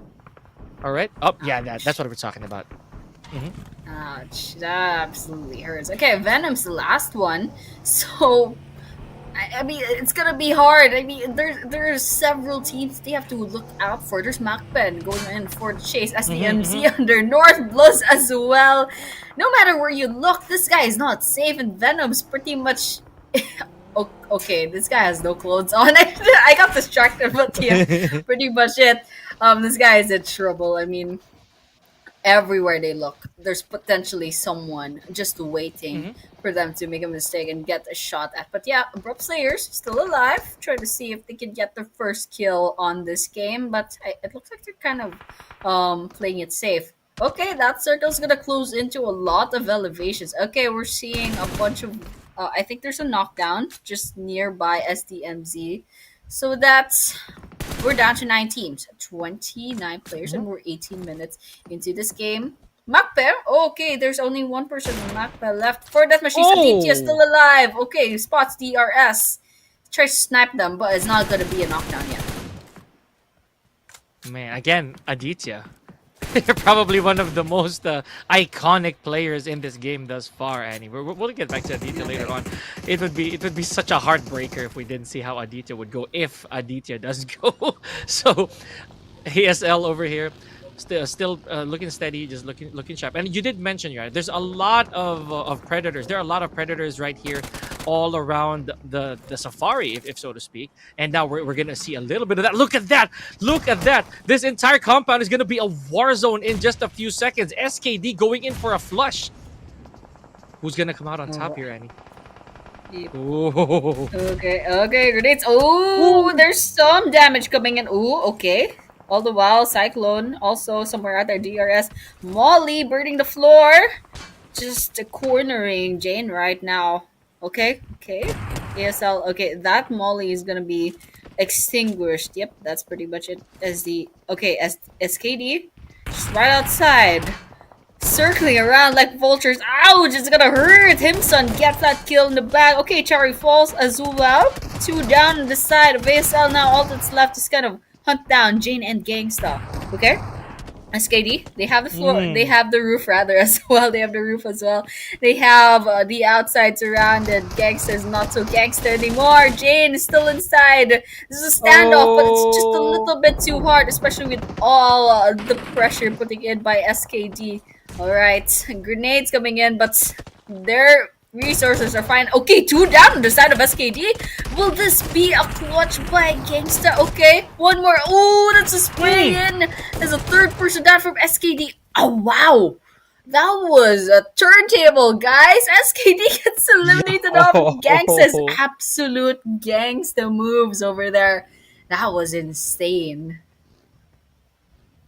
Okay, that was a really fair duel right there, I would say so, Annie, because again, it was SKD who tried to go for the infiltration, right? But they did suffer the effects of a well-scouted compound. So beautiful stuff. And as you were speaking, unfortunately, I believe that 4 Death Machines Aditya is already out of the equation. So good riddance. Thank you so much. And we didn't actually get to see that. So beautiful stuff from the entire sequence right there. Now here we go. DRS basically has a, oh my goodness, there we go. Cyclone taking on Omega, getting a clean nade knock. Let's see how the rest of this is gonna go. And once again, look at this. We're gonna go mano a mano, but yes, Killer YT for the finish. And that is all she wrote for 1 hit, ladies and gentlemen. Just like that, in the hands of DRS. Okay, hold that thought. We got Gangsta still a little bloodthirsty here after that encounter. Are you serious right now? This guy is insatiable. Just wants elimination after elimination. And ASL has been doing quite well. But still, that's still only 3 eliminations. And they have like 17 other players left standing on this Miramar map. So, they're down to 2 players. But they're on fire. They have a momentum, so there's a potential over here. Seriously, Gangsta is being bloodthirsty right now, and Jane's just backing them up right behind them. Okay, DRS is still in the game, by the way, with 7 eliminations. These guys are absolutely insane. Oh, of course, SDMZ finds their own story as well. They're just exchanging bullets with BLUZZ official right now, off camera, of course. Okay, we're scouting out JD with the snipes. Okay, ASL. Oh, they managed to get out of the compound. Jade gets knocked down from their car. Goes on the red. Okay, Gangsta. Oh, okay, Jane gets... Oh, that kill was stolen by MAKPEN. Okay, that was pretty smart. That's a good steal from them. I mean, that's fair game, but still. Okay, T2K is also in the fray. Ooh, it's quite a mess here.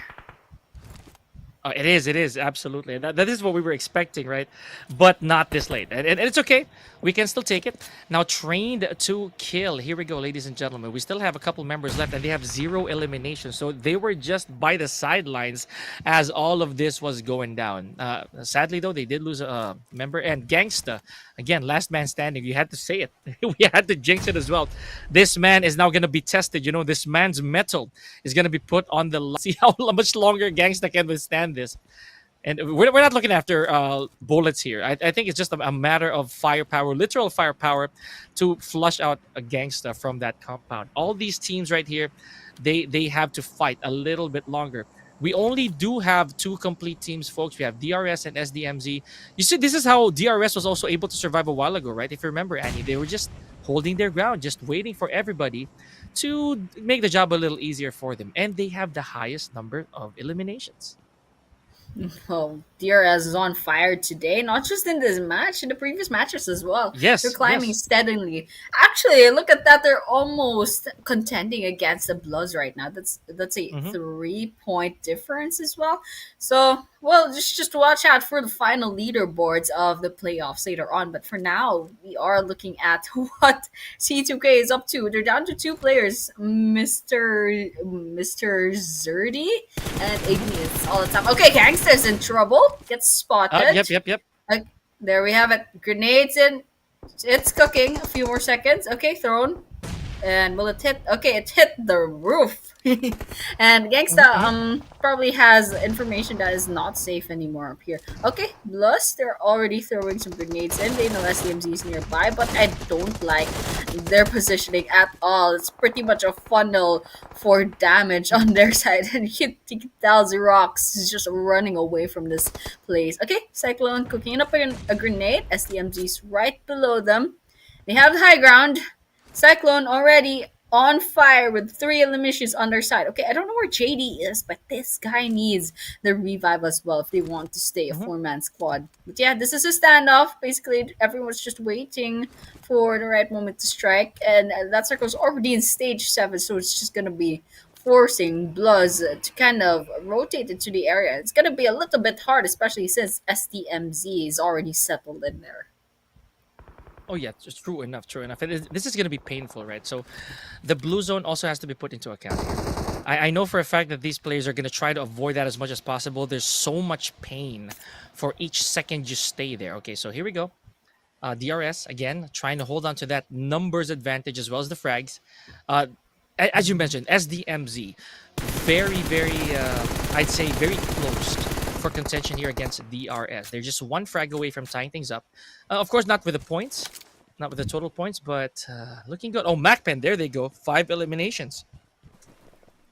Right. Oh, okay. 5 eliminations. Yeah, they managed to steal 1 from, I forgot which team it was, but they ended up with 5 eliminations. So not 1 more elimination since then. But yeah, basically we're down to 5 teams, 30 players still standing. Okay, BLUZZ officials down to their last 2 players. Well, they're pretty secured in terms of leaderboards, but still, it wouldn't hurt to kind of like try to get more kills in the bag. And so with that, they kind of just lounging about, trying to see if they can find more kills. SDMZ is up there, up with BLUZZ as well, and DRS is still circling around. By the way, the big guys right now on this field. Still 4 people standing on their team. 7 eliminations. Sprays it. Ouch! Example took so much damage in such a little amount of time. Okay, they'll need that revive in. Okay, some grenades cooking. Sprays coming in against SDMZ. Zayu in trouble. Took a bit of damage, but not enough. So that's, well, still a patient waiting game, but I really love DRS's positioning right now. I do. Actually, this gives them the utmost advantage, right? We know this for a fact that Miramar, so much high ground, so much, I'd say, mountains, hills, even for them to climb up to. This is it. This is peak. I mean that both literally and figuratively for DRS, right? This is peak positioning. So all they got to do, and the circle. Where they are, the circle is going to be their friend for probably a good stage again. There goes Cyclone again. Oh, got a bit of a graze there. Has to heal immediately. Agent 27 is gone. Confirmed frag. Now here we go. BLUZZ, they are a little bit caught in the ropes here. They do have teams coming from all directions. Oh, but Rocks fighting out. And we have Zayu being the next possible casualty. Okay, that blue zone is just putting a lot of pressure on there, especially with BLUZZ. Okay, the spray's coming in, and the Cyclone is absolutely just bombarding everyone in that area. It's not making them easy to rotate, especially with BLUZZ, very low on health. If it's not gonna be the molly that kills the Rocks, it's definitely gonna be the circle. Okay, example still lounging about. Ooh, gets hit, however. Takes a lot of damage, but still alive. Okay, BLUZZ official. Oh, is officially out of the picture. And now we're down. Oh, okay, just a snap of your fingers. DRS. Bags, another chicken dinner. That's absolutely insane. Okay, that was a really good game. DRS holds their high ground, uses that to their advantage. Bags that winner chicken dinner. Crazy. Well deserved. Congratulations once again. My goodness, DRS Gaming never fails to amaze us and their fans, right? So that right there, the moment they realized, oh, okay, this right here, this mountaintop, this peak has to be ours. If we manage to hold this for the last couple stages, it is ours. It is definitely ours. And there it is. I think that right there, it's a statement over here. Look at how much vantage points they got covered here, Annie. For DRS BLUZZ officials, as I did mention earlier, they probably have the most trouble out of everybody here because SDMZ a while ago, they're also going to be targeted. They're almost at even ground right here with DRS being, I'd say, the hail from above that made things a lot harder for BLUZZ officials to hang on. There we go. Cyclone with 4, XMPL with 4, Killer YT with 4, and Yeta, if I'm reading that right, with 3 eliminations. So that right there, a good 15, solid 25 points to close out the playoffs, Andy. Yeah, absolutely. And just to think that the damage dial definitely does not coincide with their eliminations. They could have had a lot more kills on their side. So absolutely crazy performance coming in from DRS Gaming. I believe this is their second winner chicken dinner just for this day. So just for today, yeah. Absolutely crazy. And I'm really excited to see how the leaderboards will look after this because I'm pretty sure they shot up all the way to number 1 on that leaderboard. But we all know that Tribe AEROMACY pretty much solidified their place at like 180 points. So there's no way. I'm sure, I think DRS is number 2 right now, but we'll be confirming that later on, and that's really exciting to think about. But yeah, match summary: 58 total eliminations, 8,288 total healings used, 0 vehicle eliminations, 58 total knocks, 163 total throws, 15 total headshots, 2 airdrops looted, and 395 meters from our very own SDMZ Agent 27 for our longest distance elimination. Man, what a final game this was, Danny. I'm just gonna throw it out there. That was crazy. And not to mention DRS, right? They were a complete squad when they ended the match. So you know what that means? The plan really worked. So, or at least that's what I last saw, that DRS was left untouched, right? The entire troop stayed intact. I gotta love it. Now, yeah, you know, the vehicle eliminations from the last matches that we saw, that already became one of my favorites. Like just to put it out there, I'm sorry, I'm shallow like that sometimes, guys. But but DRS with a good solid 25 points to close it out. BLUZZ official, again, a really tough spot that they were in, right? So SDMZ, they were the bigger threat to be honest, here at that point, because they had BLUZZ officials sandwiched. So good stuff. Tied with 10, and just for this game alone, Miramar tends to have a lot of the teams exit without points, folks, and that's what we're looking at from places 13 through 16 with 4K, 4YLC, Nave, and La Familia. Yep, and that's a lot of points coming in from the teams. And look at that, DRS Gaming shot themselves up to number 2 with 157 points, and BLUZZ officials lagging about by 9 points rather, 9 points with 148. They finished at number 3, T2K at number 4. And by the way, notably, T2K had 0 eliminations and managed to get 6 points from placement alone. They were the second place and still managed to survive. I mean, that's grit, guys. That's perseverance at its best. And of course, SKD at number 5, and etc. Those are the top. That's the first page, rather, of the overall standings. And this is the second page, and it looks like we'll be cutting off at SDMZ. And it looks like, yes, 4 Knights got kicked off to rank number 17 by 5 points. Oh, man. That's what we were talking about, right? The possible trading of spots just with one good game. Oh, my goodness. SDMZ Esports really needed that, just to be able to make it to the top 16. Unfortunately, though, guys, it's safe to assume right now that from 4 Nights downwards with LaFamilia Esports, AKAZAYA Esports, and ANTEIKU will be waving goodbye to the PMNC South Asia Fall Playoffs. And that's just us. We're still going to wait for final word from Mission Control moving forward. Meanwhile, the MVP of the day, I would say, is Rig. And does it go with I'd say, doubted that Rig really is the man of the playoffs so far, Annie? Yeah, absolutely. That's 36 whole eliminations and 7,156 damage across several games. I believe 16 games, if I'm not wrong. And total assists of 11 and survival time of average of 21 minutes and 32 seconds. So this guy, I keep singing this guy at number 1 on the eliminators, the top eliminators.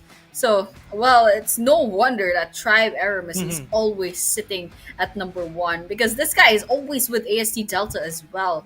Always in the top 5 eliminators. Coming in second, it's no wonder why BLUZZ officials also usually sitting at second, because Wokai, this guy, consistently at number 2 as well. And so with that, number 3 is SKD's Wraith with 33. And of course, I mentioned AST Delta 29. DR Cyclone. Ooh, our new entry. DR Cyclone is here with 29 eliminations. This guy is tied to AST Delta in terms of eliminations. Oh, congratulations to this guy. I mean, he keeps popping up in the kill feed. It's no wonder. You know, I'm like wondering, oh, this guy just came in? This guy was pretty good, you know. Honestly, yeah. Like I said, I became a solid fan of Cyclone just today because of all that. Just because of how he really became one of the most sought after fraggers there. Meanwhile, speaking of fraggers, we have Rig and Wokai. Again, was there any doubt, like, since day one, that these two guys would be capping off the playoffs with, you know, their head-to-head, the way that they've always been here, and first place and second place? I think that really just is a very, very warranted flashing of their statistics here. So I like it. I like for a fact that that right there is a wrap, to say so, for our final match, and more so with the playoffs. My goodness, I could not have wished for a better ending than that. Miramar, you are such a, we have such a love-hate relationship, you know that. No kidding. I absolutely hate Miramar, but it was a really, really great ending for our playoffs, and we saw a lot of teams pop off today. And this last day number 4, we saw, I mean, at one point we saw DRS Gaming just shining in 2 different matches with the winner chicken dinner. But of course, in the other games as well, they got a lot of points despite not winning. And of course, Tribe AEROMACY holding on to their consistency as well. And BLUZZ official, of course, is shining as usual. Lots of teams popping off. Lots of teams suddenly shooting themselves up in the rankings and giving themselves a chance to step into the grand finals. And that's what really matters. Well, that was it for the playoffs, actually, Pika. So, The leaderboards, I'm not sure if it's like completely solid yet. I think usually at this rate there's still like deductions and everything, like depending on the back end. So guys, do stay tuned to the social media, to the socials of the 2025 PMNC South Asia for the final rankings and for the final teams who will be moving on to the grand finals. So thank you so much for tuning in. Thank you for the people tuning into the live, and also to the teams for participating, and of course the back end. Thank you so much for organizing the playoffs. And well, Pika, I think we'll be seeing the grand finals really soon. What are your thoughts about that? I'm excited. Granted that we already saw which of these 20 teams, or now in this case 16, are already in there, right? There will be adjustments for sure, styles, approaches, mindsets, maybe even roster shifts if possible. So I'm not really so sure if that's going to be the case here, but I am, for one, really, really excited to see how that's going to pan out next week. So for those of you who haven't followed our socials, not just mine, but also Annie's and the social media accounts of PUBG Mobile Esports South Asia, please do so you'll stay updated and see the results moving forward. But I'm not gonna let you guys stay any longer. Thank you for having us. That is a wrap. We'll see you on the next one. We are giving you our most grateful goodbyes. Peace. We'll see you on the next.